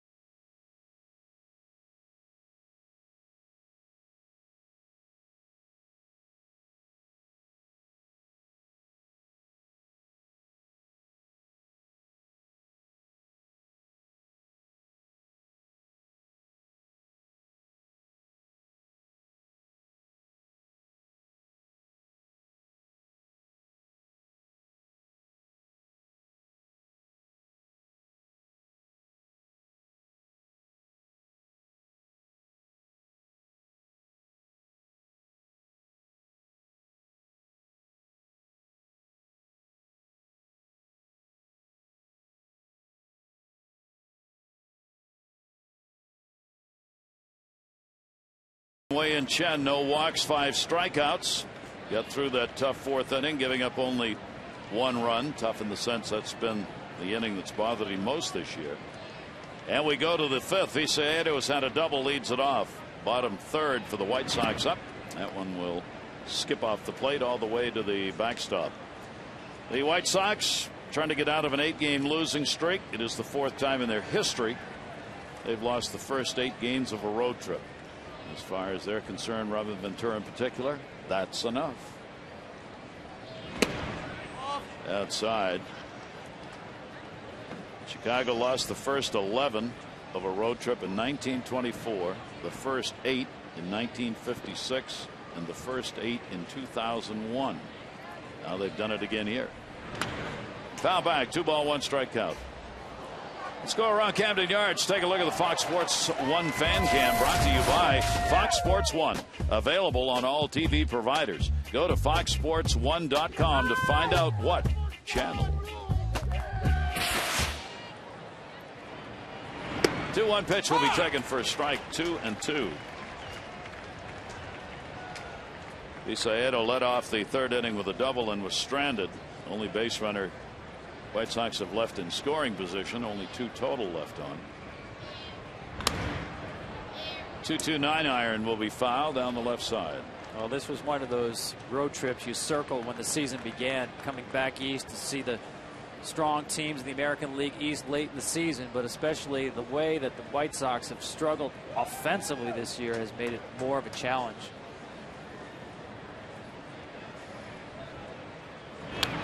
2-2 fought off again. Their runs per game hasn't been this low since 1980. It's a long time ago. And their walk rate the lowest since 1980. That's the biggest difference for me, Gary, is they just, you know, it's one thing not to have a high batting average, but you mix in the low walk rate, you're definitely going to have trouble scoring runs. Today, no walks against Chen. 2-2 delivery by Chen will be driven to center field. Jones turns all the way around back. Warning track wall. Goodbye. Home run. Viciedo's got the hot bat for the White Sox. He delivers the homer. And the White Sox, for the first time in these 3 games, showing some life offensively as they take a 2-1 lead. Well, Chen's made 2 mistakes on Viciedo with fastballs. First hit for a double, and this one goes out for the home run. The mistake is more in the location. Watch it get more of the plate than he wanted. He wants this one farther away, kind of runs back over the plate. Ball's down, but it's too much over the plate. No question about that one. Number 12 on the year and his 47th run batted in. Fegley fouls it back, and for Viciedo, that is the first home run he's had against the Orioles in his career. Wei-Yin Chen has surrendered 13 homers now on the year, 10 of those hit by right-handers.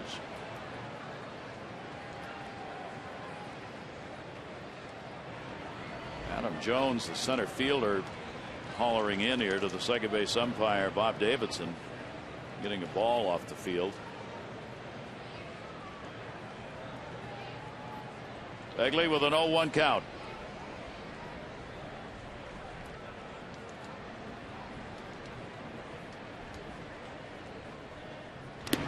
Ouch. That went off Snyder. You could hear that one. Ooh. He caught his right leg here. Ooh. Listen to it right here. Yeah, there's a shin guard there, but you feel it when it's right on that kneecap. So Chris Snyder regroups. Josh Fegley with a 2-strike count. That is strike 3. Can he get him? Nice play. Snyder getting it to Davis, moving to the inside foul part of the bag. And they record the out. And now let's go to Greg Amsinger in the MLB Network studios for a game break. Gary, thank you. 10-2 Red Sox. We're only in the 4th inning. Here come the Yankees. Ichiro down the line. Nunez scores. They're threatening. It's 10-3 through 4. Listen to this, guys. The Red Sox are the first visiting team to ever score 9 or more runs in 3 consecutive games against the Yankees. That's incredible. Gary, Tom, back to you. Ever? Ever's a long time. Wow. That's impressive. That's a long Yankee history you're talking about. Where will the Yankees lie when that's over? Well, back in, what was it, 78, the Boston Massacre? Got the reverse of that in New York. Watch Snyder here. He's like an infielder here. Doesn't have time to bring the ball up and throw like a catcher, so he throws like a shortstop. It's a nice play. Very athletic play. Get the out on the 6th strikeout. Ball will be put up in the air. Semion's fly ball in that high sky. Markakis. He's got it. And there are 2 down in the 5th inning. So RBIs by Konerko and the homer by Visayedo accounting for the 2 for the White Sox. Davis has the RBI double. That was back in the 1st inning for the Orioles. These 2 teams in the season series has not been much offense. Coming into the ball game, Orioles were hitting .229 against the White Sox, and the White Sox are hitting .222 against the Orioles. Orioles, though, 8 home runs to the 4 by the White Sox in the series, now 5 with Visayedo's home run. The pitching for both sides in the series real good. Orioles ERA 2.28 against the White Sox, 2.93 for the Sox. Garcia in the big cut, and he's quickly down on the count 0-2. You know, Gary, that home run ball has plagued the Orioles pitching staff this season, but not lately. Before that home run, the Orioles the last 4 games had out-homered opponents 9-0. And that's going to be a base hit. So Garcia got down on the count, still delivers his first hit. He's 1 for 3 in the ball game. A sharp single. A nice off-speed pitch that's down, well located, but you said it, just real quick to the baseball. That's a 2-strike swing right there. And watch this guy on the bases. Garcia can run probably the best base runner the White Sox have. Against Chen, base stealers are 4 for 7 on the year. Snyder's had limited chances, 2 out of 5 throwing base stealers out. There are 2 down. And Chen will make the throw over to Davis with Beckham waiting at the plate. I always thought in these situations, 2 outs, instead of playing for 2 hits, 2 more hits to play to run aggressively early in the count. The premium base stealers will run early in a count in an obvious base stealing situation. Not easy to do. That's what makes them premium base stealers. Again, the throw over. The home run by Visayedo in the inning against Orioles starters is the 2nd home run over the last 45 innings worked that Orioles starters have given up, so they'd really cut that number down. But Visayedo got a hold of one to the deepest part of the ballpark in center. Garcia stepped off a pretty good lead over there. Runner not going, pitch foul back, 1 strike count on Beckham. He might have caught the eyes of Garcia looking into the plate, trying to see if he can steal the signs from Snyder. The right-handed hitter at bat, the runner sometimes gets a look in there. If you see a sign that's down for an off-speed pitch, changeup, breaking ball, that can influence your decision to run. Peek in.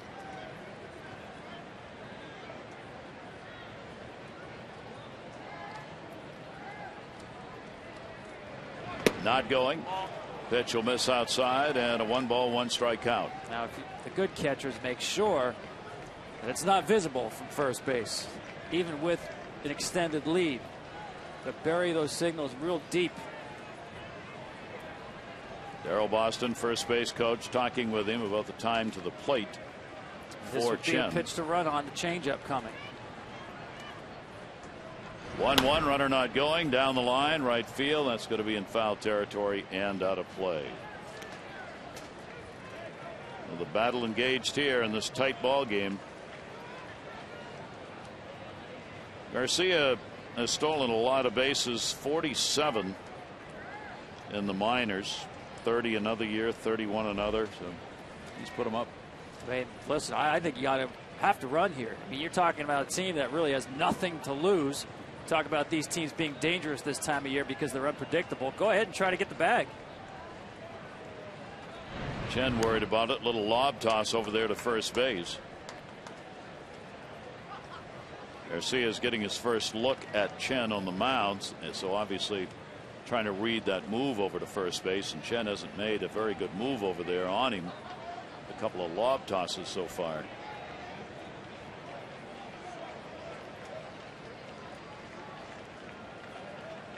One ball, 2 strike count with 2 down. Beckham at the plate. Saw the sign from Snyder to throw over there to first base. That comes from the dugout. John Russell, who works with the catchers, is the bench coach for the Orioles. He gives those signs to the catcher. And you'll see Snyder look in before every pitch. And if they want him to throw over, he'll give the thumb to throw over to first base.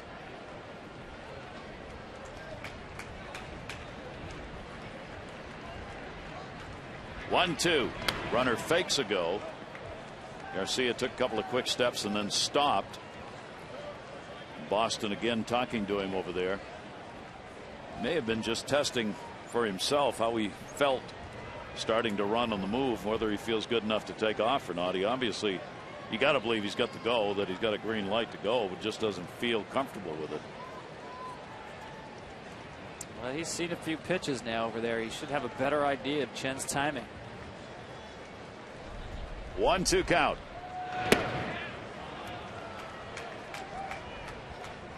However it goes, he's having an effect on Chen, who's obviously concerned about him taking off over there. Ramirez will wait on deck if they can keep the inning going with a count of 2 balls and 2 strikes on Beckham. Looking for his first hit in this 3-game set so far. He's 0 for 10. Back to the changeup. And that's going to be up high. So a 3-ball, 2-strike count. See, my guess is he'll run here. What do you think? Well, you're really going out on a limb there, go Gary. Sometimes you got to take chances. I'm just surprised he went through that sequence of all those pitches and never picked one out. I am too. So 3-2. They're still going to hold him. They don't want him to get too big a jump here, so Chris Davis will stay on the bag rather than move behind the runner. And Beckham will take the 3-2. Swing and a miss. He got him. Chen gets his 7th strikeout. And Chen's K's have come when he has needed them most. Isaiah to the homer and the lead.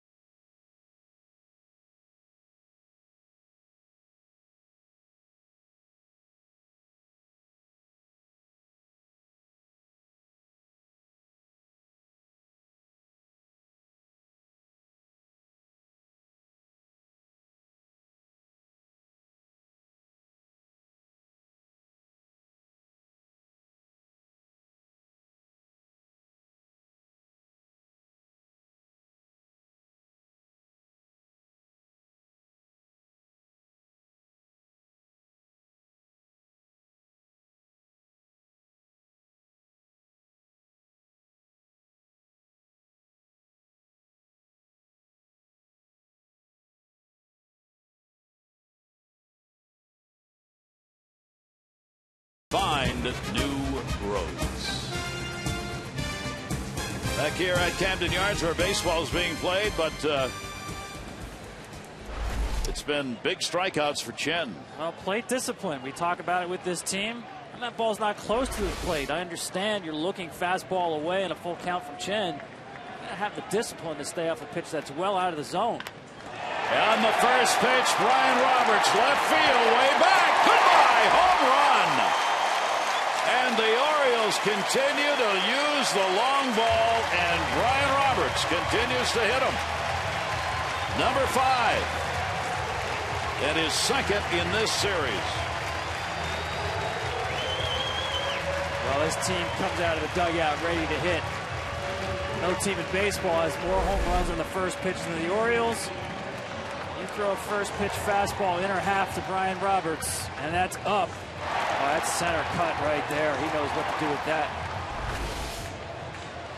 Boy, Roberts has found the long ball of late. And the Orioles get it tied up. 2 runs, 5 hits for each team. Manny Machado, the foul ball. Look at the headed perfect position on the ball. I mean, Santiago had gone mostly to starting guys with off-speed pitches that he did to Machado there. Couldn't surprise Roberts with the heater first pitch. 2 out of the 5 home runs Roberts has hit this season have come on those first pitches. Ironically for Roberts, it's home runs or nothing against Chicago. Manny Machado fouls that one off. This season, Roberts now has had 3 hits in 18 at bats against the White Sox, and all 3 hits have been home runs. You might think that Chris Davis or Jones would do that, but you wouldn't put Brian Roberts maybe in that category. 0-2 pitch, that'll be taken outside, 1-2 on Manny Machado, a single, 1 for 2. You saw Roberts really grind out those first 2 plate appearances, making Santiago throw a ton of pitches. Quick strike this time. 1-2 pitch down to third. That's a fair ball. It'll go into foul territory. Semien could not get it. Bisaito into the corner and into second base. The doubles leader. Manny Machado picks it up. See Semien there. He's really a shortstop by trade. Didn't play 23 games in the minor leagues at third base. That's just a wicked hop. Just not able to corral it. That second bounce with the overspin. Toughest hop to handle in baseball. 47 doubles, the league leader, as Machado has been all season in picking up the 2 baggers, and the Orioles get the potential go-ahead run on with nobody out and a run in here in the 5th inning.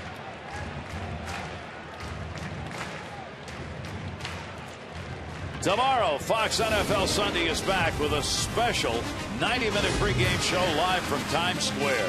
Join Terry, Howie, and the guys. They reveal live which superstar performer will be this year's halftime act at Super Bowl 48.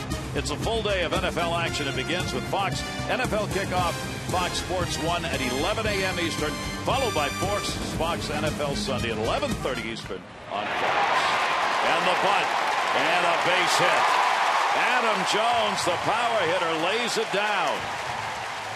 Gets the single, moves Machado over to third base. Orioles cover the corner.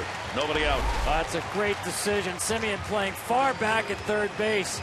That's an easy hit for Adam Jones. Worst case scenario, he gets the runner to third base with less than 2 outs.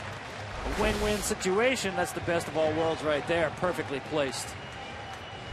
Semien obviously not expecting a bunt. See how deep he is at third base. Just get this ball down, and that's a base hit. Keep it away from the pitcher.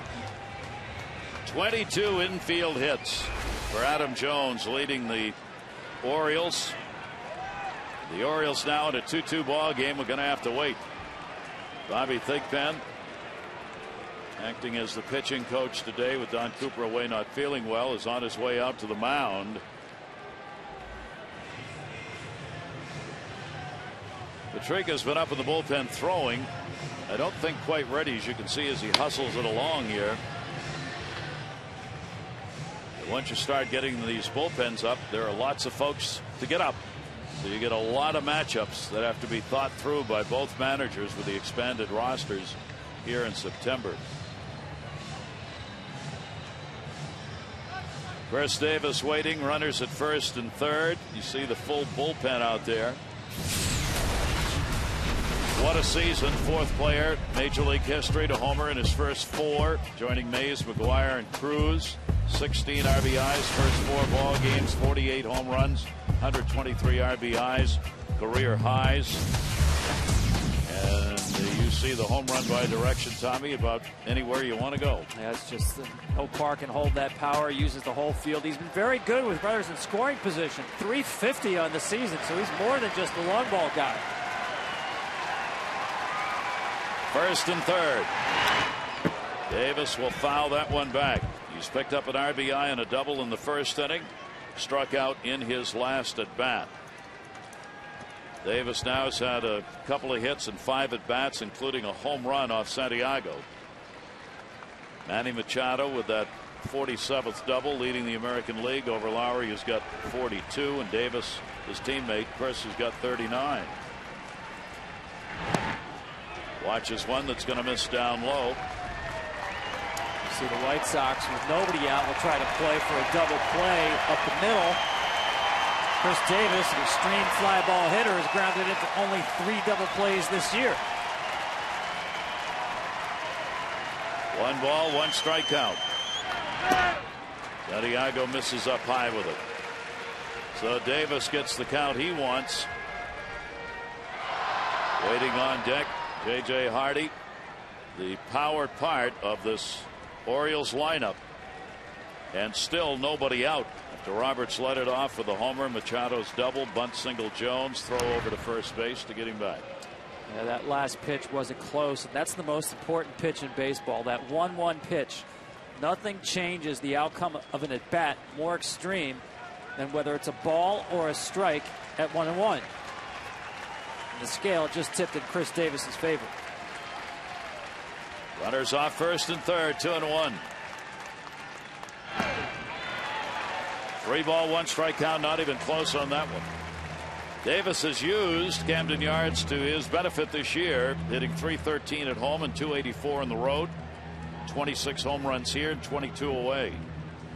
And something else that gets lost in those homer numbers, he's one of the best with runners in scoring position and has been all year, hitting .350. Tied for 5th in the American League. 3-1, he got jammed, slams the bat down. Shortstop Ramirez is there. He'll put it away. And Davis is retired. A very big out for Santiago. He got himself out of a huge jam. Looked like Cutter just running in on his hands. You see the anger there from Chris Davis to get beat with a 3-1 fastball in the hands. Now he pitched mostly soft throughout this at bat. Started with the breaking ball. Had a good rip at that one. Came back with it, doubled up and missed. Fastball, that was the one that changed the count to 2-1. Another off-speed pitch, and then he comes back hard and in. First time he came hard and in that at bat. Got in on the hands of Chris Davis. Nice job, Santiago. Now a double play ball could get him out of the inning. J.J. Hardy at the plate. Rodriguez has been joined by Percy in the bullpen. The lefty-righty matchups. Hardy 0 for 2. First and third, 1 out. And the pitch will be away for a ball.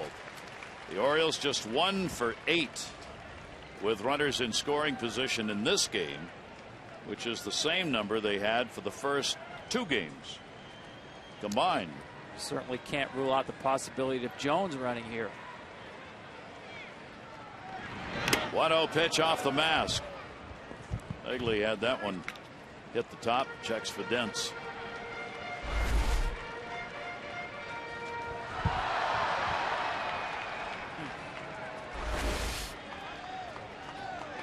That's right. I cringe You every wince, time. don't you? Yeah. I don't know how they stay in games. Adam Jones 12 out of 14 stealing bases. He's at first. 1-1. Santiago comes back. He's been able to come back after those 1-0 counts to get ahead of hitters. 1-2 count now on Hardy. Well, one thing he's done well all season is pitched well in these spots. Runners in scoring position, allowing only a .207 batting average and no home runs. Hardy's yet to have a hit off him. Lifetime 0 for 7. Jones not with a big lead, moves back to the bag.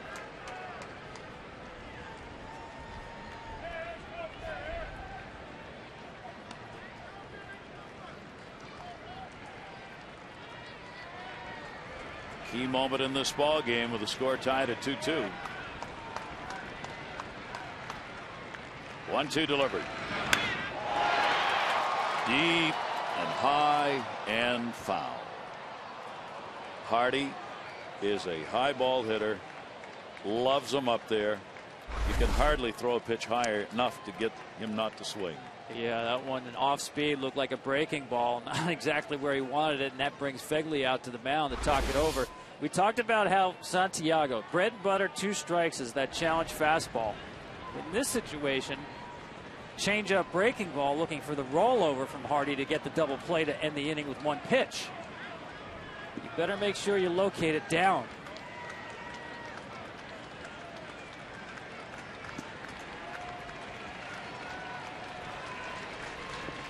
See where he gets it on this one. 1-2 the count. Orioles with runners at first and third, a run in the inning. The infield looking for the ground ball. Not going to get a run in. Ramirez at short. He's got it. And again, Santiago's able to get another big out. Davis and Hardy both pop out to short with runners at first and third. And there are 2 down. Well, Santiago can find his way into trouble, but he certainly can find his way out. Once again, going a little softer now. Looked like the cutter at 87. Designed to be off the barrel. That is off the barrel. A little bit towards the end of the bat. Talked about Hardy being a pull hitter. That got him in trouble there, thinking pull out in front of it. So here is Valencia, the hottest hitter in the lineup at the moment for the Orioles. He has doubled and singled in the ball game. Here in September, he's picked up 6 hits in 12 at-bats, including a home run. The Orioles DH. First and third and 2 down. And he will step out and take a moment.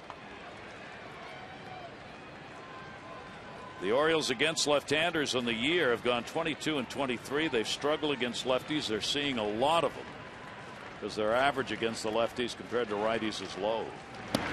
They hit .251 as a team off left-handers and .268 off right-handers. So as Buck Showalter put it this past week, every left-hander known to man in baseball will be thrown against us for the remainder of the year. And that's exactly what the White Sox are doing against the Orioles. But Orioles won the first 2. So Fegley just walk out, let the infielders know what defense they have on first and third situation. Yankees earlier this week pulled off a double steal first and third where Fegley didn't look the runner back at third, and Vernon Wells took the plate.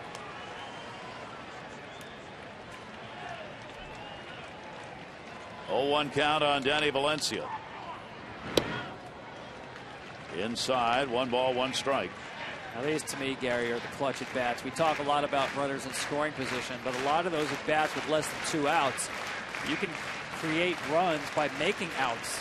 In this situation, 2 outs, the burden is on getting a hit. On a 1-1 count. Down to first, right to him. Cadarco will go to the bag, and a big chance for the Orioles. Ends up being an inning where they get only 1, and that was by Brian Roberts, the leadoff batter, picking up the leadoff homer, his 3rd home run this season against the White Sox.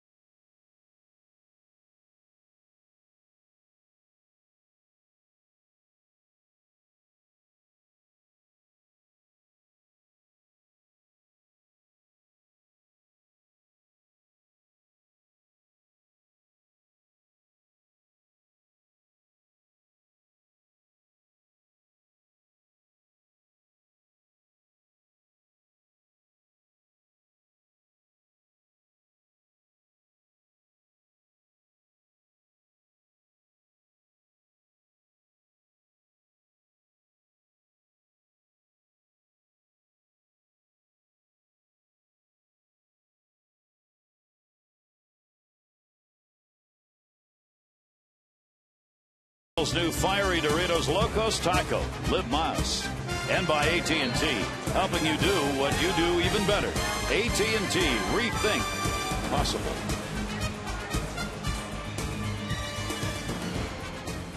How about that line for Chen? 7 punch-outs and no walks. Santiago's done a great job getting key outs with runners on base. Chen turning into a strikeout pitcher today. Chen has had 4 starts this year where he hasn't walked anybody. Our Fox Sports 1 pitcher comparison brought to you by Fox Sports 1, available on all TV providers. Go to foxsports1.com to find out what channel. Well, that's 3 times he got strike 1 on Ramirez, a guy who loves to swing the bat. That's how good those first pitch strikes have been. The 0-1 delivery. Ramirez will take that one inside. Chen has gone 13 out of 21 first pitch strikes. Santiago has picked up 16 first pitch strikes of the 24 faced. You saw Darren O'Day warming up in the bullpen. We talked about keeping a close eye on Chen as he gets to the middle innings. And with an all right-handed lineup, of course, Robin Ventura has plenty of left-handed options on the bench. O'Day is the guy this inning, I believe, if there's a trouble spot. If there's anybody on base or especially scoring position. Ramirez with a 1-ball 2-strike count. Konerko and then Garcia due up against Chen. And the 1-2 will be fisted in the air. Roberts battling the sun. Will put it away. Ramirez with a 1-for-3. 1 away in the 6th inning. Log on to foxsports.com/ace for your chance to win a sports room makeover. It's for the room, not for you. Just to clarify. Just to clarify that. Here's Konerko. Konerko a single RBI and he is flied out. Does that mean you need the sports room in the first place? Or does that mean you need a makeover before you can get the sports room? You do need to have the sports room. Okay. Yep. Of course, you could just throw a TV someplace in an old and couch. Call it a sports room. Call it a sports room and get it made over. Actually, it'd probably be the way to do it. 2-0 count on Konerko. My sports room looks a lot like my living room, actually. There is no man cave. What about a parlor? Do you have a parlor? Do parlors exist anymore? That will bounce off the shin guard and away. A parlor. Parlors, sitting rooms, in-house libraries, they're gone. Don't exist anymore. Yeah. Can't play parlor games without a parlor. Well, I don't know about that. The living room is multifunctional. 3-0 delivery, and he had the green light on it, and Konerko chops it foul at the plate. Does Paul Konerko come back to the White Sox next year? That's a great question. Been a tough year for him. Injuries, power diminished. Face of the franchise player, obviously. How about that stat right there? Most home runs with his current team of any active player. Fantastic career. I think he's got more in the tank, Gary. Wouldn't surprise me to see him come back again. Of course, he's got a great relationship with Jerry Reinsdorf. I'm sure they'll work it out. That ball is chugged left center field, and it'll take a hop and go into the seats. And Konerko gets his 2nd hit of the ball game, a ground rule double with 1 away here in the 6th inning. Yeah, he's gotten in trouble again with the fastball. 3-1 here. Too much of the plate. Up in the zone. Look at the head on the baseball. Great swing by Konerko. 2nd time he got him on the fastball. This ball might have a chance. You never know here in this park. Ball carries so well. Instead of hits on the track, it bounces out. So now the White Sox with an opportunity to regain the lead. Tied at 2-2. Their 6th hit. The Orioles have 7. Avisail Garcia is 0 for 2. He has popped out and struck out. And the pitch will be taken outside for a ball. Now, this is what makes September so difficult for a manager. And Buck Showalter talked about this, trying to figure out who the other manager is going to pinch hit for. And when you have so many different options on your bench, it makes it more difficult for the opposing manager to think a move or two ahead.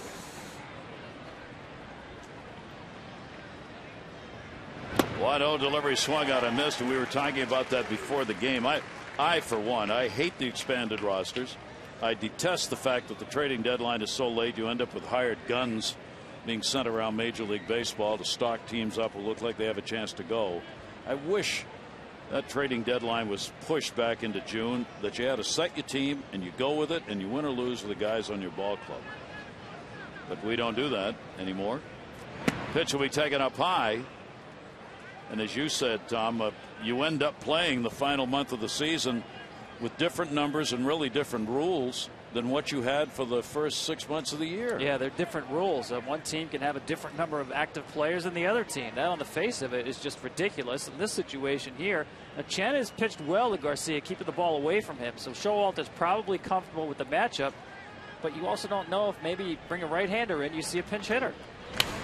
He'll foul that one back the other way. 2-ball, 2-strike count on Garcia. 2-2, 1 down. Runner at second base on the double is Konerko. The White Sox 1 for 4 with runners in scoring position today. Two managers who've seen a lot of close ball games this year. The Orioles had the 29 one-run wins last year. That's dropped to 15 and 25 this season. It's been a big turnaround. Here's the 2-2. And for the White Sox, it seems like every one of their ball games is decided by 1 or 2 runs as they continue to get some good pitching that holds them in games, but not enough to pick up wins. Well, Chen just got away with a pitch right there. It was one of the rare times he wanted to come in on Garcia, and he left it out over the plate. Garcia fouled it straight back, just missed it. That may be the best pitch he sees. 2-2 the count. He went. Home plate umpire Jim Hoy didn't need any help on that one. Garcia couldn't hold up, 2 down. Yeah, this is the bill comes due. When you miss a fastball, a hittable fastball, and then now you're getting a very well executed breaking ball right there. Back foot curveball. So he'll try it again with 2 down and Konerko on at second base. Jeff Keppinger, he has struck out and flied out in the ball game. Career high for Wei-Yin Chen, 12 strikeouts that he set in July of last year against Oakland. That's his career high. He's had as many as 9 this season. And a strike on the outside corner to Keppinger. The hits have been hard to come by in this 2-2 ball game as far as picking up key hits to drive runs in for both sides. Well, I've got Chen for 15 swinging strikes in this game. That matches his career high. Majority of those on the fastball. 0-1 pitch will be sent down the line the other way and foul. Keppinger, the DH, has struck out, flied out. Now 5 for 13 lifetime off Chen. Keppinger could get a base hit here, would give his team the lead. Isaedo, the hot bat, waiting on deck. Yeah, I got to believe that this is the last hitter for Chen, regardless of outcome. You can see O'Day on Viciano, who's seen the ball well off Chen. O'Day has been ready for a while, so he's at a point in the bullpen where the Orioles either use him or lose him. And the 0-2 hacked out on a good pitch down and in. Tough pitch to foul off, and he did to hold the count at 0-2. Absolutely right. Maybe a little more of the plate, but that ball is well down. Good 2-strike approach. Shortened up his stroke right there.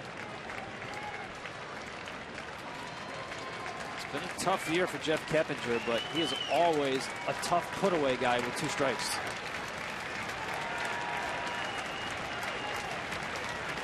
Off second base, Konerko. 0-2.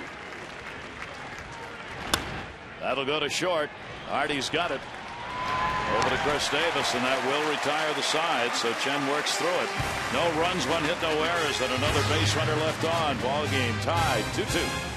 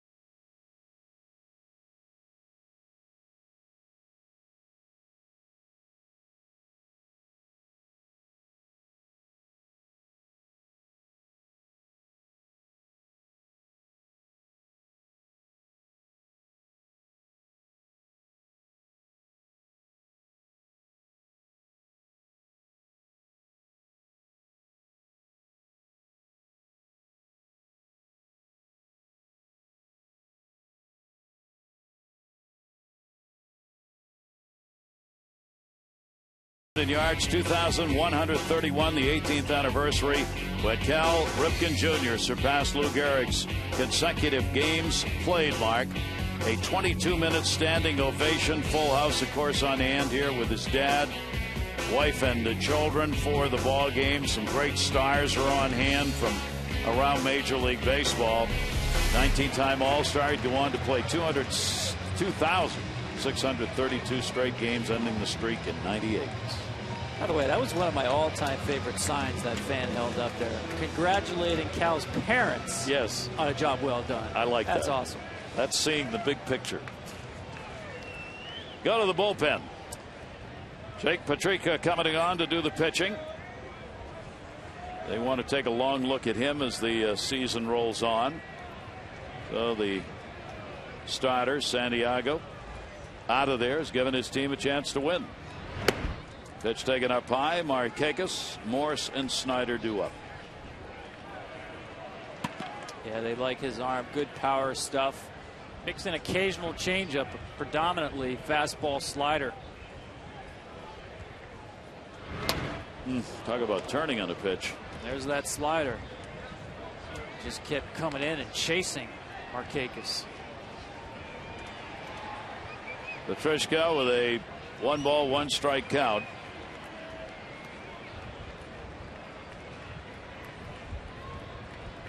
He has worked in this series for an inning and 2/3 and has given up nothing. 1-1 delivery. Beckham.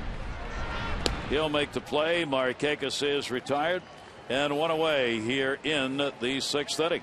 And let's go to Greg Amslinger at our MLB Network studios for a game break. Gary, thank you. Let's go back to the Bronx. Up by 7 with a man on. The Red Sox watch one of their top prospects, Xander Bogaerts, tee off. Look where that thing landed. His first big league home run, first of, I'm sure, many more to come. 12-3 score. Red Sox with the lead in the bottom of the 6th. Gary, Tom, back to you in Baltimore. Gee, a home run. Here is Nate McLouth coming on as a pinch hitter. McLouth for Michael Morse. McLouth has played most of the outfield time in left field for the Orioles this season. His pinch hitting numbers, a 1-4-7. McLouth overall 267, 11 home runs, and 33 RBIs. Pitch will be taken away and a 1-ball, 1-strike count.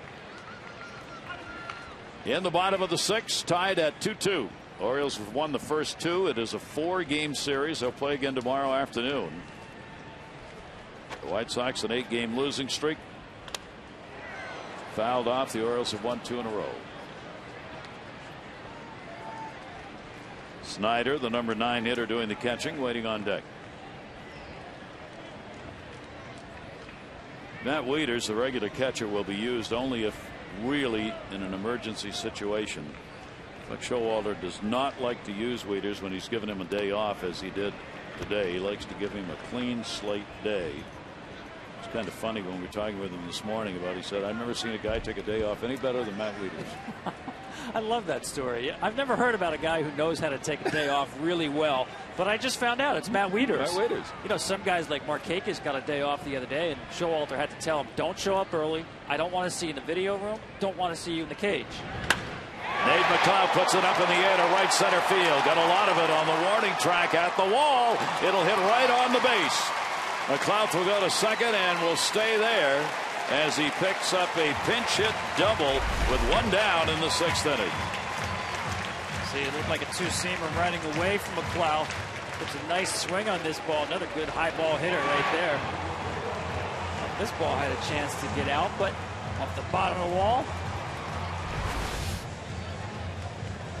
Now, once again, the Orioles in a position where I'm sure they wouldn't mind a home run, but they need singles. The team has had trouble generating runs other than via the home run. Needs to find a way with a runner in scoring position to come through with a hit. Orioles now with 8 hits, out hitting the White Sox 8-6 in the ball game. Chris Snyder coming up. He has drawn a walk and he has struck out.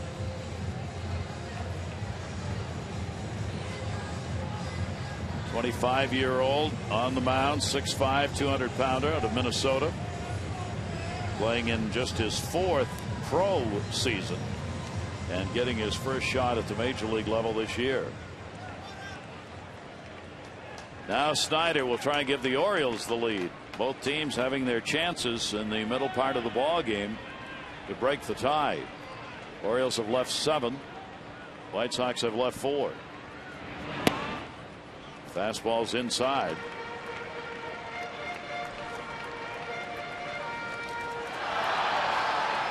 Talking about these close games, the White Sox, 77% of their ball games have been decided by 3 or fewer runs. That's a tough way to go through the season when you're not winning.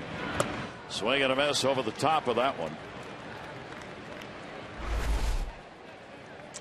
Yeah, good located fastball right here. Got a good run on that fastball. You saw the action there. On the other hand, the Orioles seem to be, they won all of these games last year. 29-9 in one-run games, and the luck has turned this year 15-25. 1 ball, 1 strike. That'll go to short. Ramirez going to go to third, and they got McLeod. No chance. Simeon there to take the throw, and Ramirez makes the good play to get the lead runner. Snyder fielder's choice. Tonight, Fox College Saturday rolls on as Louisiana battles K-State on Fox Sports 1. West Virginia tries to upset 16th ranked Oklahoma right here on Fox. Then in the nightcap, Washington State takes on 25th ranked USC back on Fox Sports 1. Just not a good read by Nate McLeod on this ball. General rule, the ball has to be on the other side of you, on the second base side of the runner. This is right at him and hit way too hard. If that ball's hit softly, you can cross over. It's not a good read by a guy normally a good base runner. So the Orioles give up a runner in scoring position. Now a runner at first. And taken for a strike. Brian Roberts, the home run, his 5th of the season. Coming in the 5th inning, his last at bat, he has walked and grounded out. In the series now, he's had 2 hits, both have been home runs.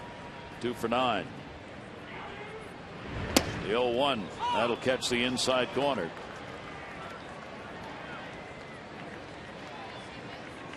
Two down, 2-2, bottom of the 6th. Snyder on at first base for the Orioles. Pitch ends up away on him.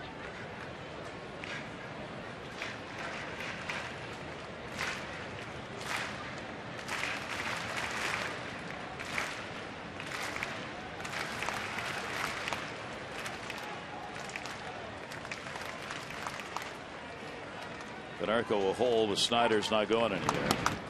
And a swing and a miss, and that's going to do that. So Roberts is retired, and the Orioles fail after getting a 1-out double to put another run across.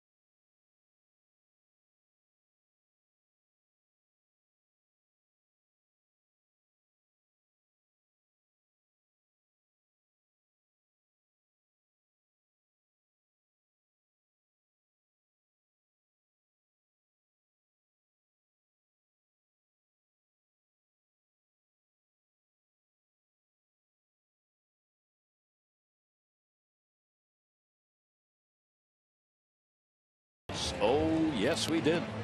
2-2 ball game. Then Visaedo, the 2 for 2, a double, solo home run. Brian Roberts for the Orioles, 1 for 3, including a homer. Runner in scoring position numbers. Look at those. The White Sox 1 for 6, and the Orioles 1 for 11. Lots of chances on both sides. Chen did a nice job at the end of his outing there, getting his last 2 outs with a runner in scoring position. Nate McLeod stays in the ball game to play in left field. And Darren O'Day, meeting with his battery mate, comes on to pitch. O'Day's been a workhorse in the bullpen in the 57 and a third innings. See 56 strikeouts, so almost a strikeout per inning for O'Day. Chen out of there. Solid performance by the Orioles starter. Both starters leaving their team in a position to pick up a victory in this ball game. Chen giving up the 2 runs on 6 hits over 6 innings worked. And a strike taken. Visaedo leading it off. He has homered and doubled. He's got 4 hits and 8 at bats in these 3 games against the Orioles.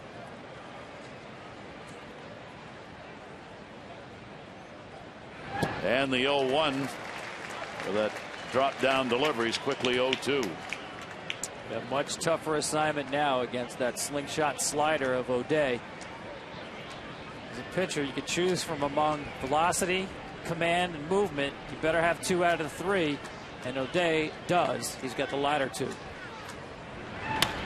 0-2 delivery will be put up in the air to right field. Markakis finds it and makes the catch. So they get Visaedo out of there. It's so difficult as a hitter because of the release point. Watch where this ball comes from. Just not conditioned to seeing the ball come from a release point that low. It takes some adjusting, but of course, pitchers like O'Day as relief pitchers used in short outings. You don't get many looks. Very rarely will you face someone a second time in a ball game. It's just the 4th time that Visaedo had seen O'Day. So Fegley coming up to the plate with 1 down. White Sox catcher is grounded out and struck out. He'll chop that one off the plate. Big hop. Hardy had trouble getting it out of the glove and won't get him. J.J. Hardy had to back up a little bit and then had trouble getting it out.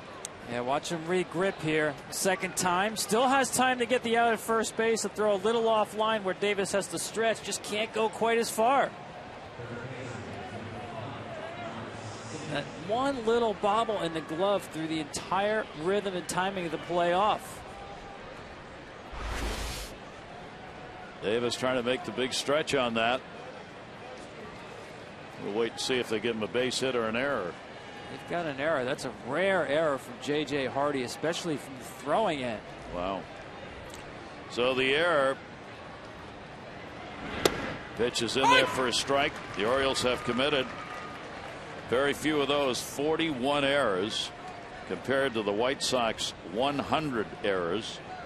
The Orioles defense en route to setting a new major league record for the fewest errors ever in a major league season. See if the White Sox can take advantage of a rare opportunity. And Simeon with a pitch that is taken away and is 0-2. Orioles now need a pitcher to kind of pick up their defense. Short lead at first base. And the 0-2 is going to be up high from O'Day. Well, I want you to watch the release point on Hardy because he does juggle it slightly. He has to hurry to throw, and he doesn't get his arm up in his normal overhand position. Not quite as high as it normally is. See, that's more of a 3/4. JJ is normally extreme over the top to first base. And you see there's a little tailing action on that ball. When he's over the top, the ball is straight. Yeah, it seemed to go after it, and there's the advantage of that delivery. 2 down. And talking to JJ about that delivery where he throws the ball so true, normally overhand to first base. You see this frisbee slider again. There's just no chance. Look at continue to move away from him. I asked JJ about how he developed that throwing motion. He said as a kid, he would play catch with his dad, and his dad would take a black marker and color one side of the baseball black. So he had white and black, and he had to throw the baseball so that it did not mix to gray and start spinning sideways. Keep the black on the black side and the white on the white side, and you have to do that by throwing strictly overhand. He's got 2 down here. Ball put in the air by Garcia. Jones going back. Adam Jones will haul it in. The all-star center fielder had a long run to haul that one in. That saves a run. Jones there blowing the bubbles and making the catch.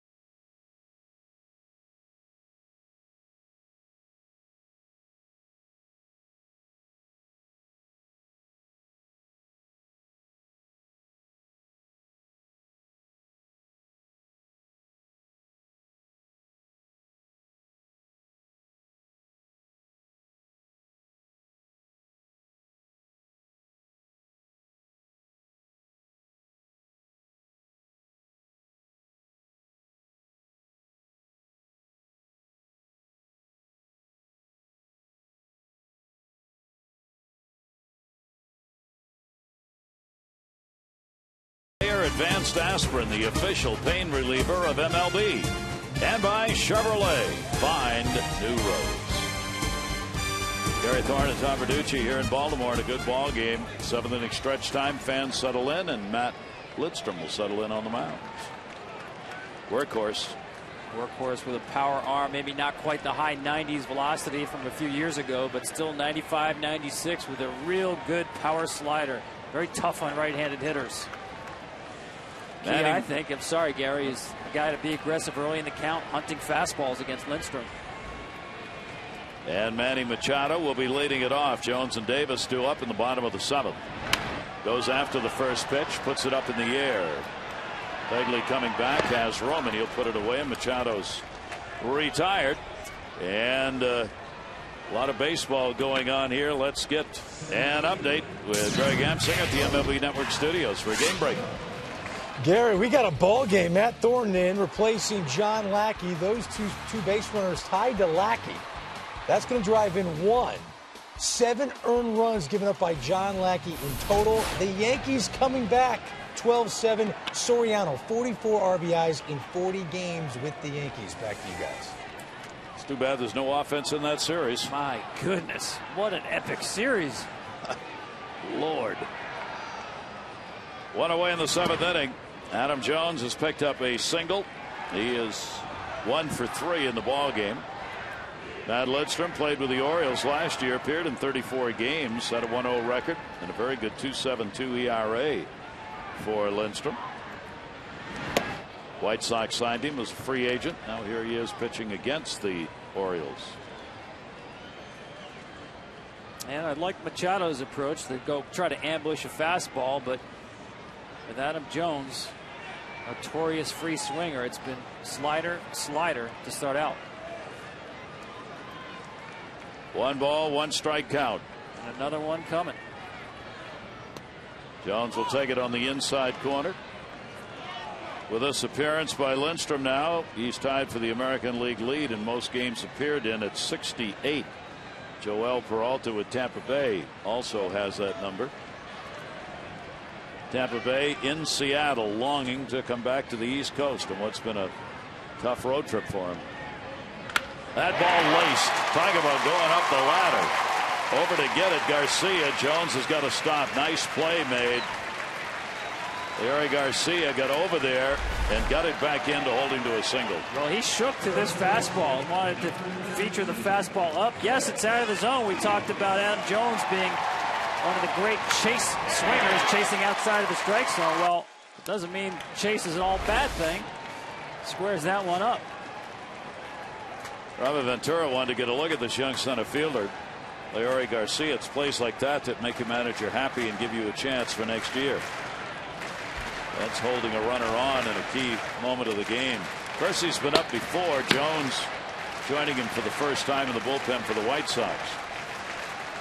Orioles get their 9th hit of the ball game. Here's Davis. Home run cut, no connect. He's shaking his head up right there. That's one of those situations where you're sitting on fastball, you get it, and you just commit to it. It's obviously not close to the area code of home plate. You get something that you're looking for. Eyes get big, and you commit early.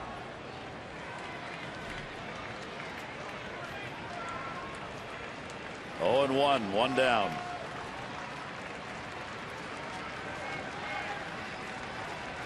Jones off first. Pitch will be taken up high. Changing the eye level on that one. And a 1 ball, 1 strike count to Chris Davis.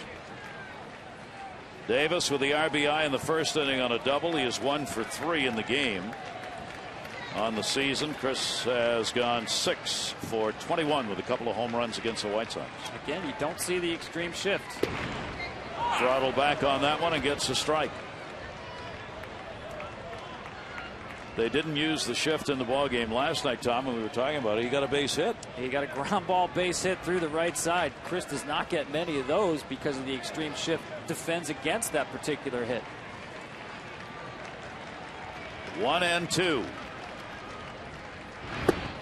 Again, the big cut, and Chris Davis retired. Lindstrom gets the strikeout.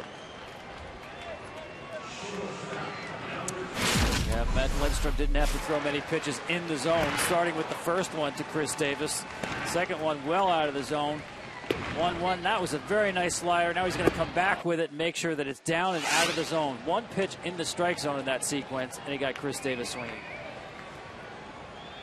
So now 2 away, and J.J. Hardy. Hardy with an 0 for 3 today.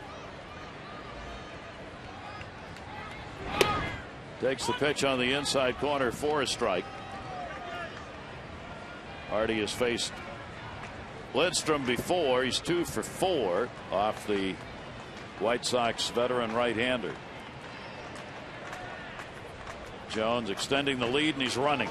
Swing and a miss. Throw down a one-hopper. Stolen base goes into center. And Jones will end up at third with 2 down on a stolen base and an error.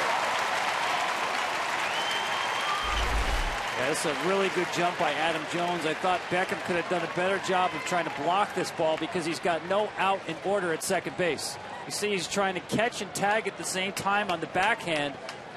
As an infielder, you need to know the runner's jump, and he's got an excellent jump right there. And Beckham's trying to backhand and tag at the same time when you just give up the base and hold the runner at second by blocking the baseball, getting your body in front of it. Tough catch and tag to make. 0-2 the count. And Hardy swings over the top, and the error won't matter. Lindstrom with a couple of strikeouts in the inning. We've completed 7 here in Baltimore. 2-2.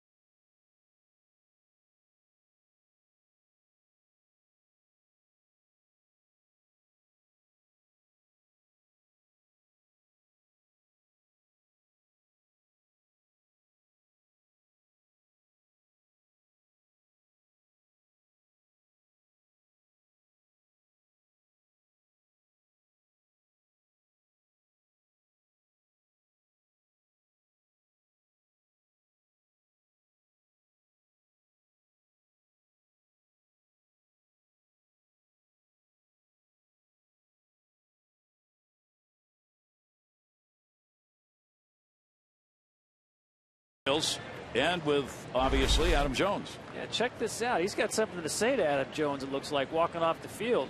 See the third base coach jump in between them, make sure nothing happens, and nothing does.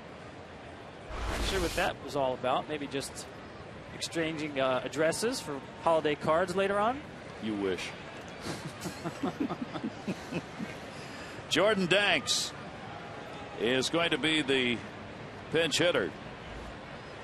Danks at the plate, O'Day on the mound, 8th inning.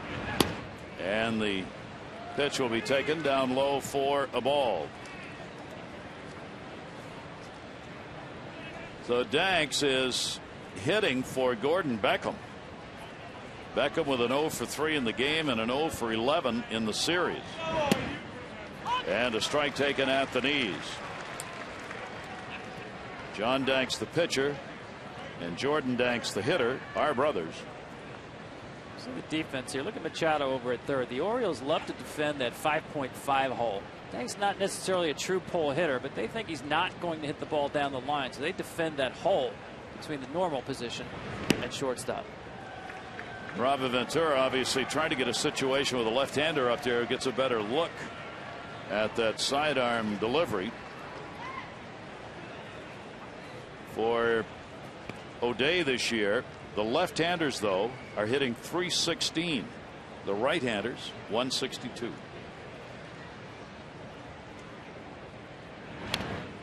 And that'll be foul back. So the count on Danks, 2 balls and 2 strikes. Danks is a pinch hitter, 0 for 6 this year. Yeah, I almost think as a left-handed hitter, you have to be opposite field conscious against O'Day. He's going to stay away with that breaking ball, try to backdoor it. You try to pull that, that's a 4-3. Ramirez, Konerko due up for the White Sox in this 2-2 game in the 8th. 2 ball, 2 strike count. Close, but not quite.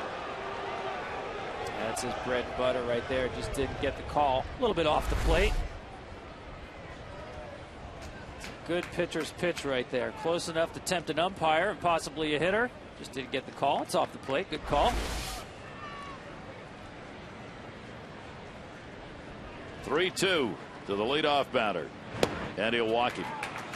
There's the first walk that the White Sox have picked up in the ball game, and it is a leadoff walk here in the 8th inning. Catch all the action of the 2013 Major League Baseball postseason on Fox, TBS, and MLB Network starting on October 1.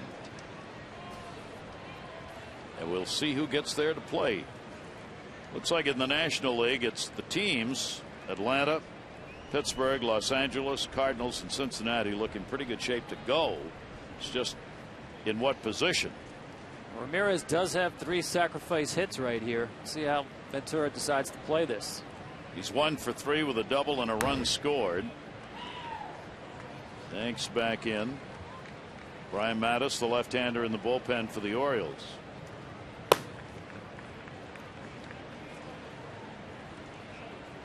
Ramirez. Hitters are 230 off O'Day's first 15 pitches. Then it jumps down to 188. And runner goes, and a throw is there, and got him. Ryan Roberts able to hang on as he snow-combed it in a big out. What a play by Brian Roberts. This is a great tag.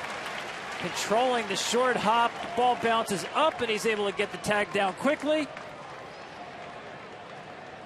Nice play by Brian Roberts. Interesting call for Ventura. Decided not to bunt. Try to steal the bag off a guy knowing a little bit slower to the plate. Frisbee slider takes a while to get to the plate. Danks caught for the 2nd time this year. 6 out of 8. Boy, is that a big out. Takes a lead-off walk off the base pass for the White Sox. Ramirez with a 1-0 count. He showed bunt and takes it for a strike. So the attempt by Danks to get down there into scoring position does not work. Brian Roberts in this series is playing some of his best defense of the year at second base for the Orioles. Check swing, foul ball into the screen, and a 1-ball 2-strike count now on Ramirez. Yeah, 1 for 6 lifetime against O'Day, and it looks like it. It's very hard for a right-handed pitcher to see the ball well off O'Day. Konerko on deck. O'Day will wait as Ramirez doing a little groundwork at the plate.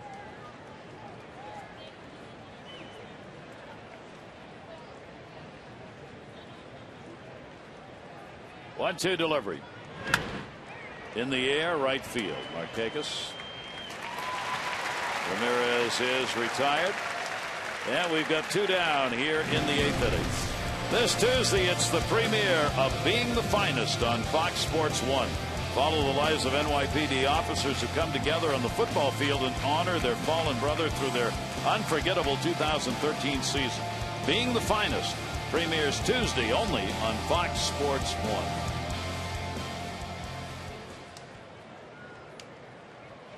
Paul Konerko with a single, double, and he's flied out. He's picked up an RBI in the ball game. Visayeto's had an RBI coming on the home run.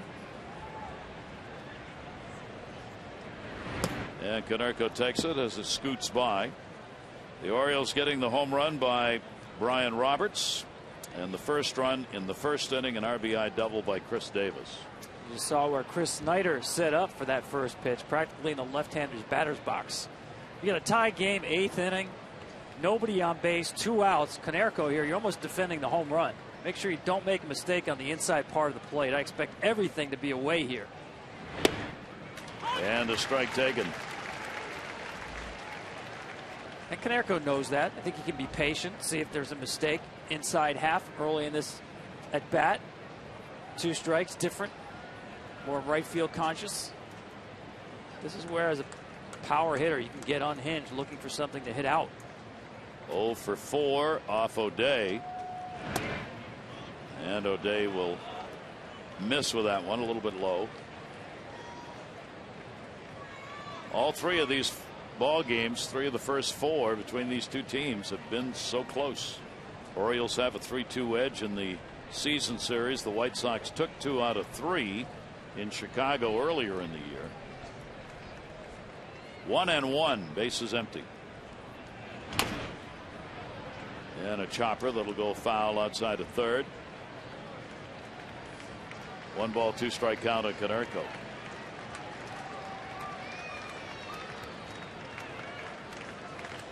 Konerko here at Camden Yards in his great career is a .277 hitter. He's had 8 home runs in this ballpark.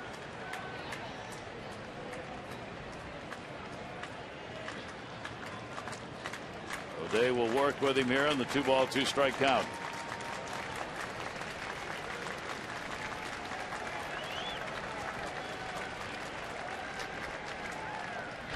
And Konerko punches it to first. O'Day will cover the underhand flip by Davis, who gets to the bag in time.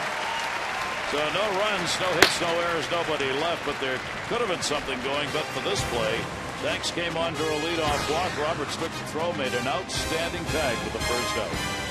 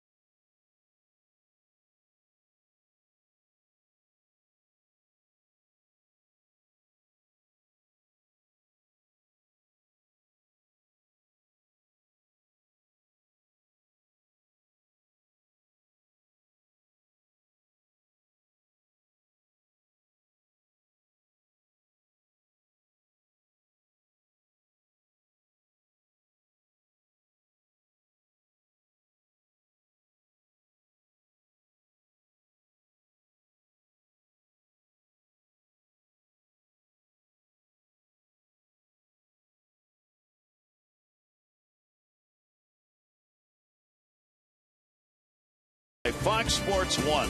To find your channel, go to foxsports1.com. And by Mazda. We believe if it's not worth driving, it's not worth building. Camden Yards.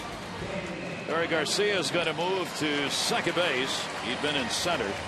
And Jordan Danks, who came on to pinch hit for Beckham, will stay in the ball game and play center field.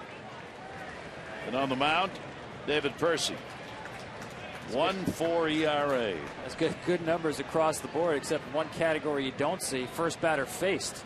Retired only 39% of the first batters. And he's not going to retire that one. Valencia right down the line. Visiedo going over to get it. What a day for Valencia, and what a hot bat in September for the Orioles DH. He's had 2 doubles and a single in 4 at-bats. Well, second time we've seen him jump on the first pitch. This time it's a fastball. Mentioned Percy, his troubles with the first batters. He's faced 19 first batters this year, retired only 7 of those. And that's a mistake. You just can't say, throw a get-me-over fastball, first pitch, tie game, 8th inning. And kind of surprised to see Percy come on with Valencia coming to the plate to have the lefty-righty. So Valencia, great job to get it done. Alexei Casilla is going to come on and run, speedster at second base with a potential go-ahead run. Infield in at first and third, looking for the bunt from Nick Markakis. And he fouls it back. Markakis very rarely squares around. He has no sacrifices this year. Well, so far this game for Nick Markakis has been the summer of 4-3, 43. He'll take a 4th ground ball to second base in this situation just to move the runner over. That's his job, to try to pull anything to the right side.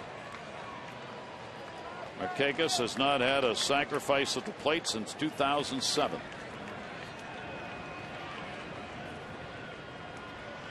And the ball right where he didn't want it to go, up in the air behind second base. Ramirez will shade his eyes and put it away, and Percy gets a big out. 1 down in the bottom of the 8th inning. Well, we've seen these unproductive outs for the Orioles, not just not hitting with runners in scoring position, but making unproductive outs with runners in scoring position. 1 for 13 now with runners in scoring position in this game. Matt Wieters has come out to the on-deck circle as Nate McLouth stands in. McLouth came on as a pinch hitter, had a double, but got caught on an out at third. He's trying to put the Orioles on top. This is the matchup that Robin Ventura wanted looking ahead, would be Percy against Nate McLouth. McLouth has not played against a lot of left-handers on the season, and his average against lefties just .204 compared to .285 off right-handers. So the wheels are turning here in the 8th. 2-2.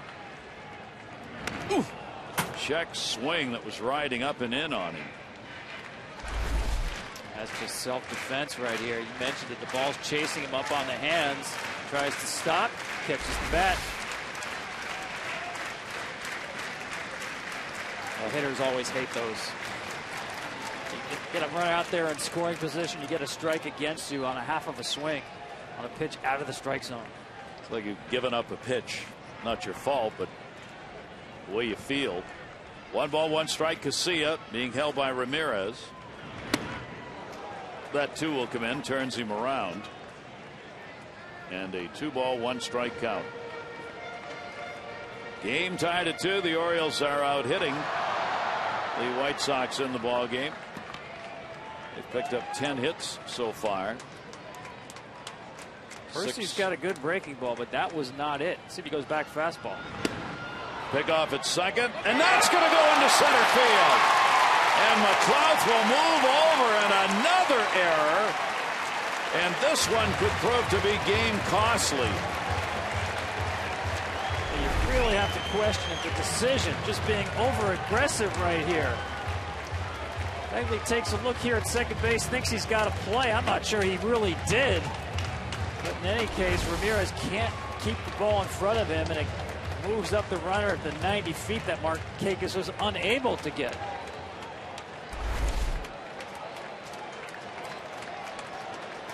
I'm not sure he had a play, not enough to risk a throw in that situation.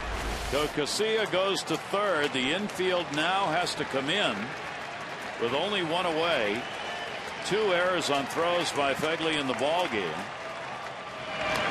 And McLouth will just kind of chop that one foul. Only 1 down. And obviously, Robert Ventura has seen this before. These errors, I mentioned 65 unearned runs have been surrendered by the White Sox this year.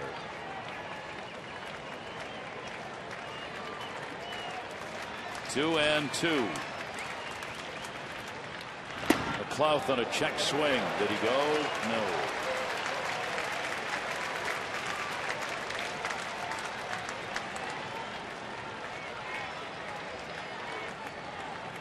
Three, two, one out. Decision's been made whether Casilla will go on contact or not at third base. Only one away. Obviously doesn't have to on a ground ball. Could wait and see if it goes through. 3-2 broken bat. He's not coming. Ball's bobbled and safe at first. Wow.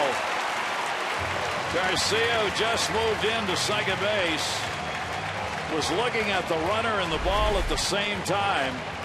Well, and he also does not recover quickly to get on the ball. Look at him. Just kind of relaxes there. He still has a play in order, but it's lost once he relaxes. He does pick his head up slightly too soon to make sure the runner was not moving from third. And then he took that extra step there away from the baseball and lost the out at first base. Matt Wieters has already been introduced as the pinch hitter. Take a look at Casilla here. You said it, the contact play is not on. There's nowhere for him to go at that point. So he stayed. Percy's going to be out of there in the 8th inning. 2-2. The Orioles have runners at first and third with 1 down.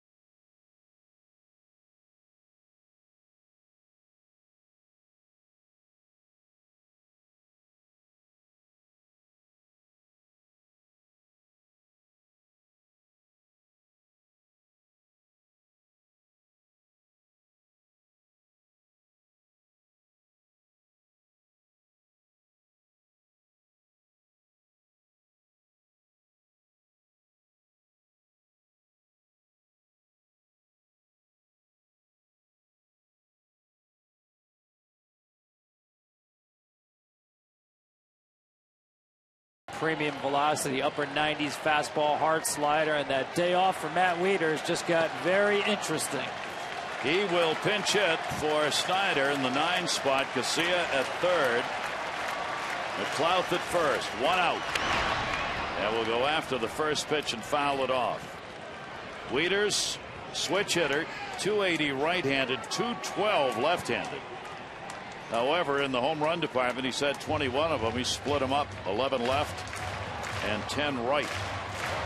Just 0 for 8 pinch hitting this year, 4 for 22 in his career. Swing and a miss, pulled back on the pitch. Jones has inherited 14 runners, 42 runners, 14 have scored. And a great pitch to Wieters. Yeah, he's featured 2 real good breaking balls. He's got a lot of options here, can show the fastball if he wants and elevate it out of the strike zone. The infield is back, playing for 2 with 1 down. Fastball will be taken up high by Wieters. This is Wieters' month throughout his career. He's a 303 career average in September, and this year so far in this month 348. He's got 2 on and 1 out. Jones after the ground ball. Oh, good stop made. Begley coming inside. 2 errors have been charged to the catcher. A little redemption right there. Back with the other slider. Nice job. Good hands. Good movement by Begley behind the plate. A leadoff double. The Orioles get a runner over to third on an error. Another one to first on an error. You see it jumping around at third base. And the pitch is inside. So Matt Wieters works it, 3 balls and 2 strikes. Now for Buck Showalter, do you start the runner here at first base? You got a guy with swing and miss stuff on the mound out there. You got Wieters, who is slow a foot if the ground ball does come. 3-2, runner goes. Swing and a miss. McLouth will go down to second base. He will get the stolen base, but there are 2 away. Yeah, this is interesting. This is another slider. Really featured real good breaking balls throughout the at-bat. The White Sox decided they were not defending McLouth. The runner on third base is what they're concerned about, so they did not want their infielders to move on the 3-2 pitch at all. Not even just late, but they didn't move at all and conceded the runner on second, defending the runner on third. You wonder if any of that comes from the 2 throws that have been made down by the White Sox catcher that have been off the mark. Well, the last thing you want to do is create a hole, 3-2 runner going, by having an infielder covering for a stolen base. So the matchups continue here as we'll get another pitching change with 2 outs.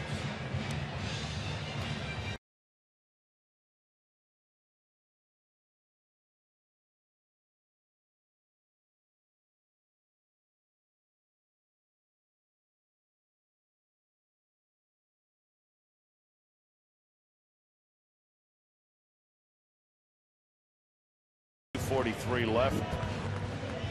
He's had a home run in the ball game. And with 2 away, everybody can back up with 2 in scoring position.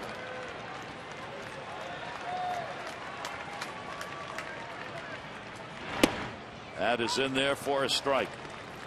This will be a great effort by the White Sox pitchers if they can get out of this inning.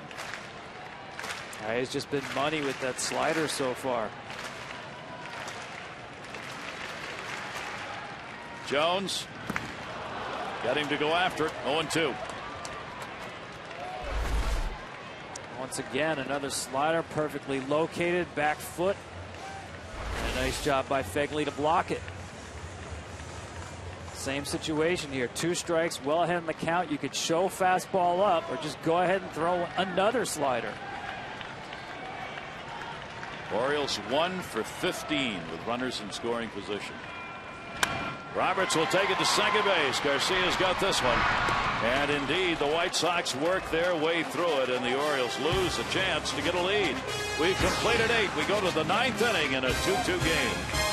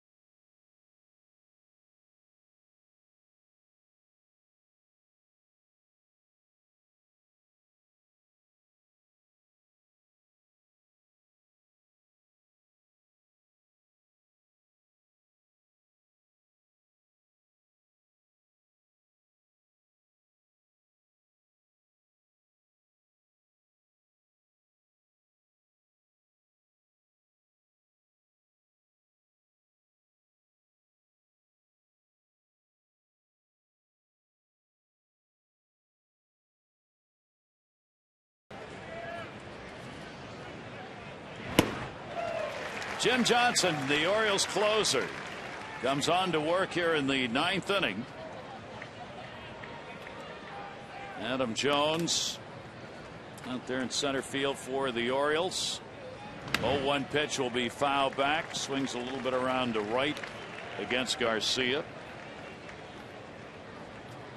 Well, standard procedure, tie game at home, 9th inning. You bring your closer in. Johnson's actually pitched better in non-save situations than in save situations. Garcia fights it off. He is 0 for 3 in the ball game. 12 games he's been in without a save being in order. He has a 2.31 ERA. Saves, sometimes that's been problematic for Johnson. 3.59. And the 0-2 delivery. That will miss outside. Jim Johnson just trying to hold it here and give his team a chance to win it in the bottom of the 9th inning. Johnson appearing in his 3rd game against the White Sox this year. No runs, 2 hits, 2 innings worked. Hasn't walked anybody, and now he has struck out 4 in those appearances. Fox Sports supports its partner in Johns Hopkins Medicine. Johns Hopkins Medicine is at the forefront of groundbreaking research into autoimmune disorders like multiple sclerosis and lupus. Join us in the fight against autoimmune disease. Donate now by visiting hopkinsmedicine.org/Fox. Slow roller down to 3rd off Keppinger's bat. That is a foul ball. Kepinger's got an 0 for 3 in the ball game. And home run hitting Adam Dunn, who did not start today, waiting on deck.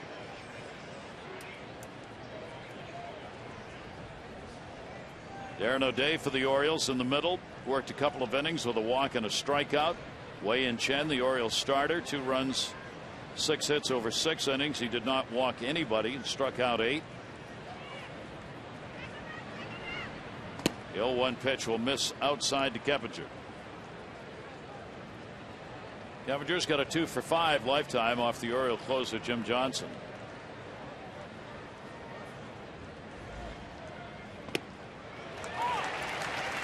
That one on the inside corner. Keppinger just kind of walked away. I'm not sure he knew what that was. I'm not sure either. He threw him a nice curveball. How about that? Thrown one earlier at Garcia. That's very nice. 1-2 chopped down to 3rd base. Manny Machado in the big hop. 2 down. 2 away in the 9th. And that will bring Dunn to the plate. Interesting, he comes on as a pinch hitter for Viciedo, had a home run, a double, and 3 at bats in the ball game. Viciedo 0 for 4 lifetime against Johnson. Not a very large sample at all. Adam Dunn 3 for 7, including a home run. There's your reason. So if you want to believe in sample sizes of 7, go ahead. Dunn will pop it up. Sample size didn't work. Manny Machado goes back and puts it away. A 1-2-3 9th inning. The Orioles are going to try to win it in the bottom of the 9th. Manny Machado will be leading it off for the O's in this 2-2 affair.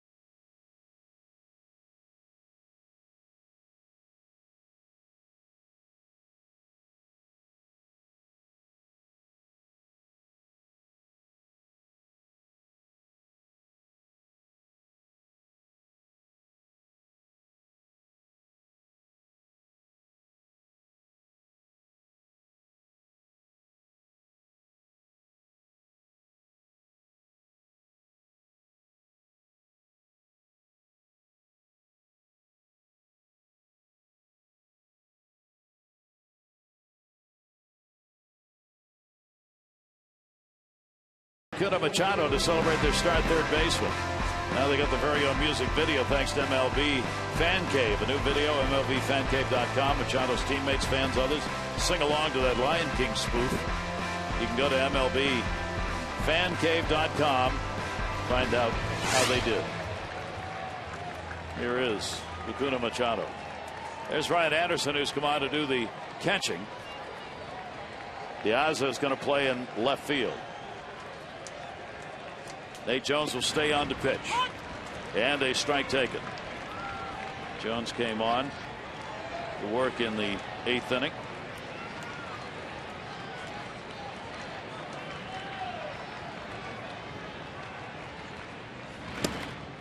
And that pitch is going to be taken down low. Machado got a single his first time up, scored on the Davis RBI double, got the double in the 5th and was stranded. The 1-1 goes to third. Semien makes the play, and Machado is retired. One away in the bottom of the 9th inning. The all-important first out in the 9th or extra innings of a ball game that's tied. Yeah, and just to finish up that thought on Ventura sending up Adam Dunn. Pinch hit. He actually took out his hottest bat in the lineup, Viciedo, and put up a guy who has 2 hits in his last 29 at bats. Why? I understand Dunn represents left-handed against a right-handed pitcher. You're hoping to hit the ball out of the park, but I'm not buying a 7 at bat sample as ownership for Adam Dunn. The pitcher, Johnson. I think sometimes you have to think beyond just percentages and look at the way guys are swinging the bat. And Dunn ended up popping out to end the inning. Here's Adam Jones. A couple of hits in the ball game, 2 singles, 2 for 4. Also has had a stolen base. Part of the 11 base runners left on in the ball game by the Orioles, 5 by the White Sox. Nasty stuff. 0-2. Boy, he's got so much confidence in that slider right there. Shook off Anderson on the fastball to throw it once again and just perfectly located. Looks like it's a strike and then disappears. Adam Jones has got to protect. He's 1 for 4 off Nate. 1 for 5. 2 strikeouts in the ball game as Nate Jones looks untouchable. As well keep throwing it, right? You can announce to the hitter, I'm throwing a slider. I still can't hit it when you throw it like that. So Jones in a hurry gets 2 down. That'll bring up Chris Davis. 1 for 4 with that double in the 1st inning. Again, they're not going to put that full shift on. Ramirez, the shortstop, was asking the dugout, do you want me to go to the other side of the bag, and got the no answer. So he stays on the shortstop side.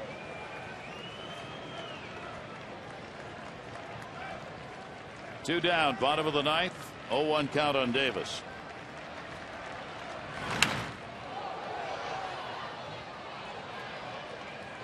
Very unusual delivery. Watch his hand almost stop when it gets behind him right there. And then he starts up again. It's really unusual to see an arm swing that stops the momentum and then restarts it. And to be able to throw so hard as he does. 0-2 will come inside. He really flings the baseball. So he's coming off a slingshot back there. Tommy Hunter in the bullpen for the Orioles. 19 combined strikeouts so far in this game. Pitch taken up high by Davis. 2-ball, 2-strike count. We told you at the beginning, these are two very aggressive teams at the plate. They will go after pitchers. They will strike out. And the 2-2, add another one to it. So Jones retires the side in order here in the 9th inning. 3K since coming out of the bullpen. Sports fans, free baseball is coming your way.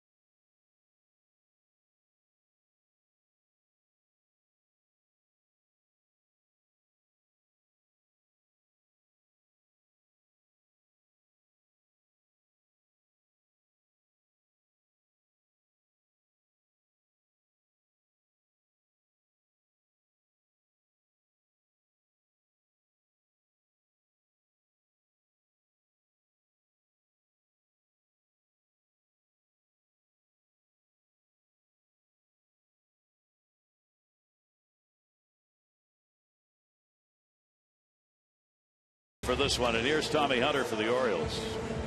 Yeah, you'll get to see more velocity right here from Tommy Hunter. Upper 90s. Mixes in the curveball and the cutter with that. A guy whose stuff has really played up in the bullpen as opposed to when he was in the rotation back in the days with Texas. Extra inning ball games for the White Sox. They are 8-13 in extra inning games. The Orioles are 6-5. As we go to the 10th inning, and Diaza will be the leadoff batter. He'll get his first at bat coming on to play in left field. He's in the number 8 spot and bats here in the 10th. Beal in the bullpen. As the matchups with all these pitchers available will continue. Diaza will foul that one away against Tommy Hunter. Diaza's got a 2 for 5 with a home run. Diaza will put some pressure on you with his speed. He's got 6 bunt hits. That's third in the American League. Semien waiting on deck, then top of the order. 1-1 pitch by Hunter will miss inside to him. Diaza, he'll take a base here any way he can get it. Try and manufacture a run in the 10th inning. 2-1. Davis. He'll go to the bag himself. 1 down.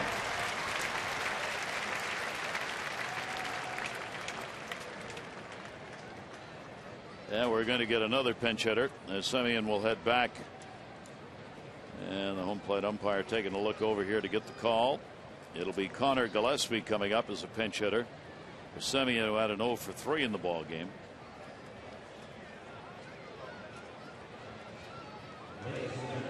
Well, this is where these expanded rosters can make a real difference.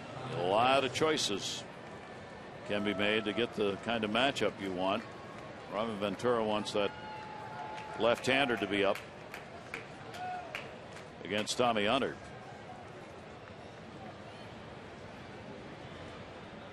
And Gillespie will take the pitch down low for a ball. Never did quite understand why baseball hasn't addressed that, Gary. The fact that you can bring up so many different players, that's fine, but they should have active rosters each day. In other words, you designate 25 guys on that particular day. You can call up as many as to have 40 on your roster. But it just doesn't make sense to me that we get to the most important games of the year and we play by different rules. Good luck trying to run the other manager out of players or pitchers. The Orioles have an 11-man bullpen. Yep. Buck Showalter said he actually favors doing what you're talking about. 2-0 delivery, ball popped up and out of play. While it would limit a manager's moves that could be made, he prefers to go in that direction because it makes the moves, one, simpler to get through, and also more substantial. I mean, you really have to make choices if you're going to limit the roster to 25 before the game and then see whether or not it plays out for you. It's crowded out there in that bullpen. It's crowded everywhere. Dugout, clubhouse. And a swing and a miss as Hunter reared back on that one and gets it out to 2-2. Yeah, 96 above the hands. You're not going to catch up to that. You mentioned all the strikeouts today, Gary, and I guarantee you the vast majority have been pitches out of the strike zone. Well, when you have aggressive hitters, that's generally the case. If you can get ahead on the count, you get them to swing at your pitch if you're the pitcher. It's the big advantage of facing aggressive hitters, that first strike. Now you're in charge on the mound. 3-2. Another one that's going to end up in the seats, and the count will stay full. That's why I look at the Boston Red Sox, the best record in the league, as a team that obviously has played well over the course of the regular season, but plays well in a postseason environment. They make you throw a ton of pitches and rarely will chase with 2 strikes. Connor Gillespie waiting. 3-2. And he puts it high and deep to right field, way back, and goodbye, home run. That may have hit Utah Street. What a shot. way up in the air and deep down the right field line. And Connor Gillespie, the pinch hitter for the White Sox, has given them a 3-2 lead in the 10th inning. Well, Tommy Hunter decided to try the breaking ball and throw it for a strike rather than as a chase pitch at the full count. And it hung up in the middle of the strike zone for Gillespie. 12 home runs on the season for him. Watch the location of this pitch. Just center cut on the breaking ball. 3-2 White Sox in the 10th. And a swing and a miss. Garcia at the top of the order, a 1 for 4 in the game. So the White Sox with 2 home runs. Visaedo got 1. And Gillespie gets 1 here in the 10th inning. Doing to the Orioles what they had done to the White Sox in the first 2 games. Watch Tommy Hunter.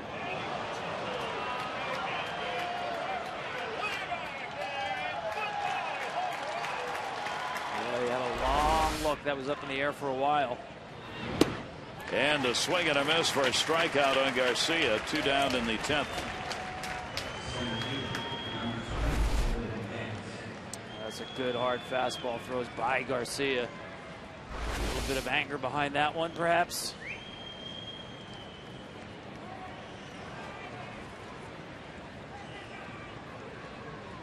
That'll bring up Jordan Danks. Second at bat. He drew a walk.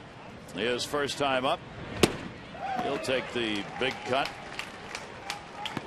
Addison Reed now getting ready in the bullpen to come in and try and put a game away. It makes Nate Jones, at least for the moment, the pitcher of record, along with Tommy Hunter for the Orioles. The 0-1 throttle back, throws him on it, and a 2-strike count.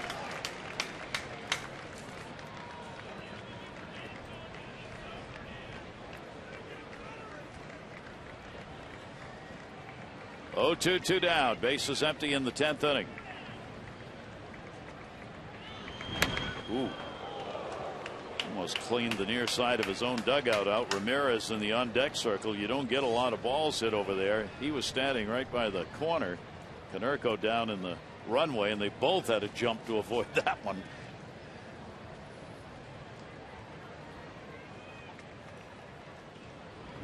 And a swing and a miss. Hunter with a couple of strikeouts, but Connor Gillespie hitting in the 9 spot as a pinch hitter. Delivered a long shot here at Camden Yards. The White Sox up by 1.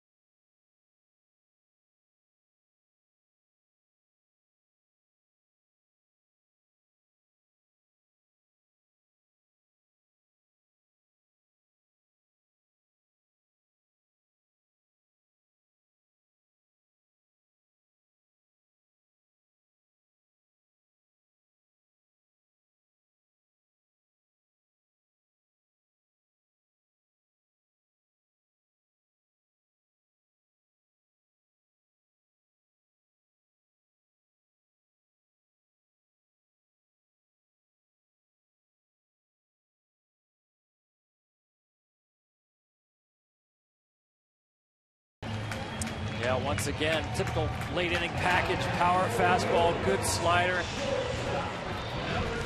Addison Reed attacks hitters.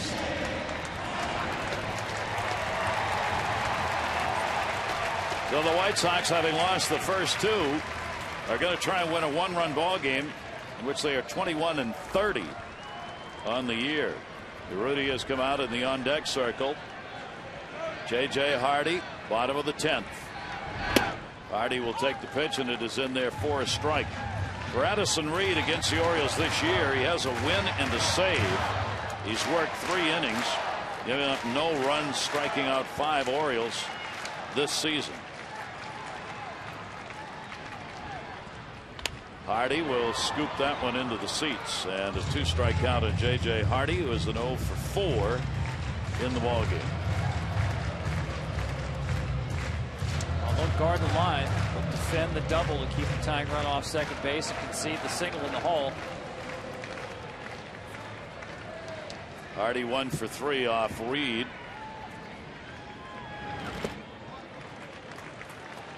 Anderson behind the plate. And a 1-ball, 2-strike count.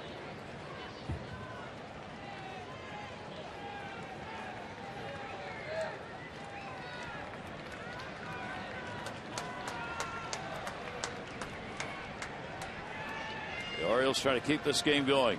1 to keep it alive, 2 to win it. Shortstop Ramirez. And Hardy is retired, 1 away in the bottom half of the 10th inning. Now it's time for the King Play of the Game, brought to you by Burger King, where taste is king. Connor Gillespie, top of the 10th inning, his 12th home run of the year. Will it be the one? It is right now. You almost had the feeling it would take a ball to leave the ballpark to break this tie. So many opportunities for both teams in situational hitting without cashing in. Urrutia coming up. Henry Urrutia, one of the call-ups. He'd been with the ball club earlier in the season. Urrutia shoots it that way all the time.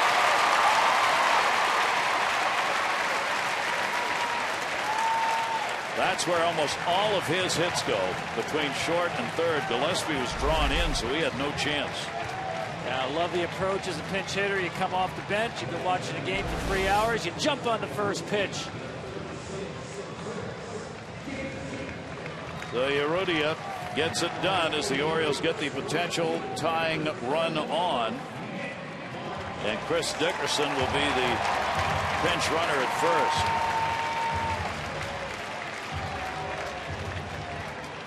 So the Orioles get speed at first base. Ryan Anderson is now the catcher. And the Orioles get Nick Markakis to the plate. 1 out, 1 on. Off the fist and fouled. Like a lot of closers, Addison Reed not particularly quick to home plate. He's what I call a long strider. A long stride that helps cheat the distance between the mound and home plate. Gets the fastball on top of you a little quicker. It also takes a little while longer to get unwound to deliver the pitch. 0-1 delivery on the way. He jammed him again. Down the line, long run. That's going to fall in. Base hit. Run is going to go to third. Great heads-up base running by Dickerson as Markakis delivers a single, and on the dying Quail to left that Diaz could not get to. The Orioles get runners at the corners with 1 out.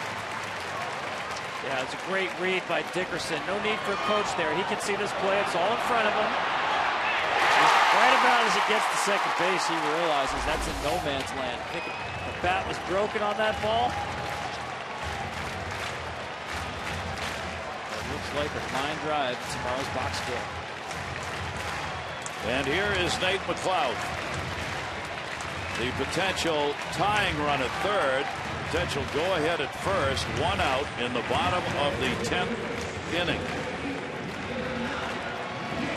Robin Ventura is going to come out to the mound. There's nobody warming up in the bullpen. The Gunatock situation here.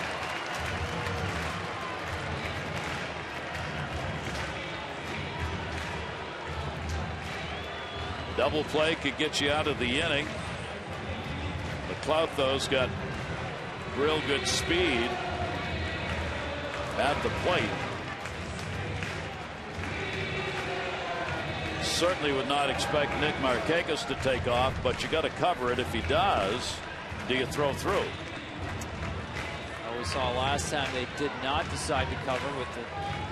But now we're talking about a winning run potentially moving up 90 feet. And really, there's no reason for him to go at first base for the Orioles at this point, unless you're just trying to get a total surprise situation.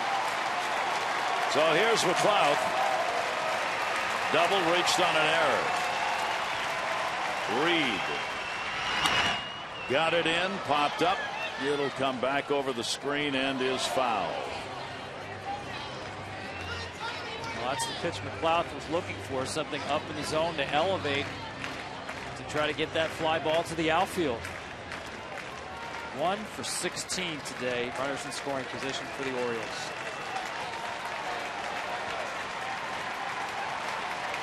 Both looking to add the crooked number to that. Breaking ball will miss down low to him. 1 ball, 1 strike, 1 down.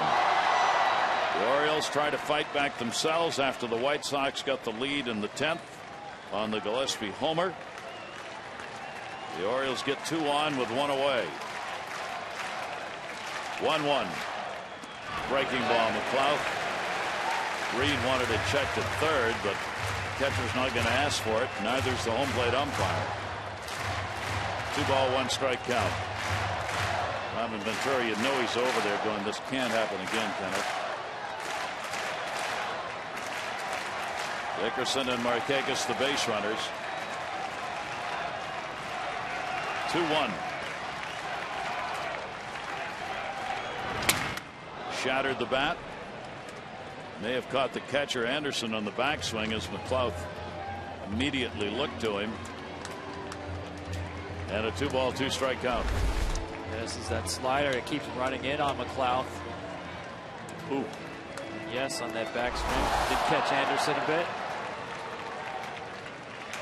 Bad enough you got to get hit by foul balls. You don't need to hit me with a bat.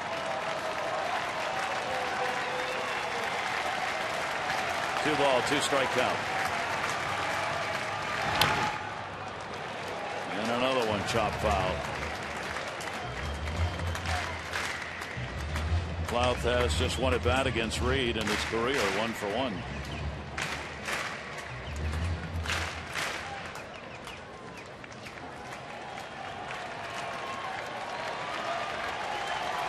Two ball, 2 strike count. Game on the line. Check at third. Oops. John Hirschbeck, third base umpire. These two teams just seemingly like to take it to the limit. They both have had scoring chances. Only 5 runs combined. 16 runners combined left on base. Orioles 2 runs, 12 hits. White Sox 3 runs on 7 hits. And now a 3-2 count in the bottom half of the 10th inning. Let's see if he sends the runner here. Been a steady diet of sliders so far. Runner not going, and it's fouled off. Really stayed inside for most of this at bat on Nathan McLeod. Slider starts on the inside corner and just buries in on the hands. Decision on that runner at first. You saw Buck Showalter relaying the signs. Third base coach Bobby Dickerson sending him over to Markakis. There goes the runner. And he struck him out. And no throw made. That's not a run that it matters. It's a potential winning run that gets down to second base here with 2 away. Boy, the last thing you'd expect there is that slow breaking ball from Reed. So Markakis gets a stolen base. Now a base hit could win it. And Matt Waiters, who did not start the game, came on to pinch hit, struck out in the 8th inning. 2 on, 2 down. White Sox have the 3-2 lead.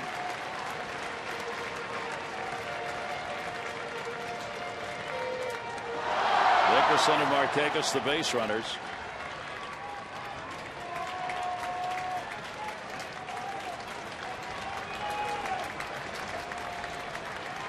One 1-1. Wieters, too, has only one at bat against Reed, 0 for 1. Outfield deep, swung around towards left, playing him to put the ball the other way a little bit. Infield pretty much straight up.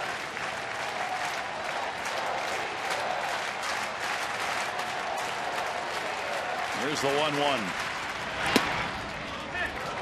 Yes, missed with it. Trying to come inside on Wieters, and a 2-ball, 1-strike count. Reed knows he's got that open base at first base, doesn't have to give in. Prefers not to get in a situation with bases loaded where he has to throw a strike, but he does have a little margin of error right here. 2-1 delivery. That's going to go to right field. That's going to fall in. That's going to win the ball game. Matt Wieters, a 2 RBI base hit.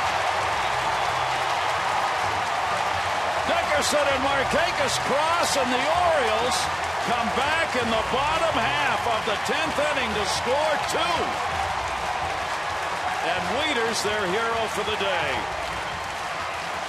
What a game. 1 for 17 with runners in scoring position until Matt Wieters comes through. And the Orioles have taken the first 3. Tomorrow, the NFL on Fox is back. It's the opening weekend. And what a lineup tomorrow. It all starts with the NFL kickoff show on Fox Sports 1.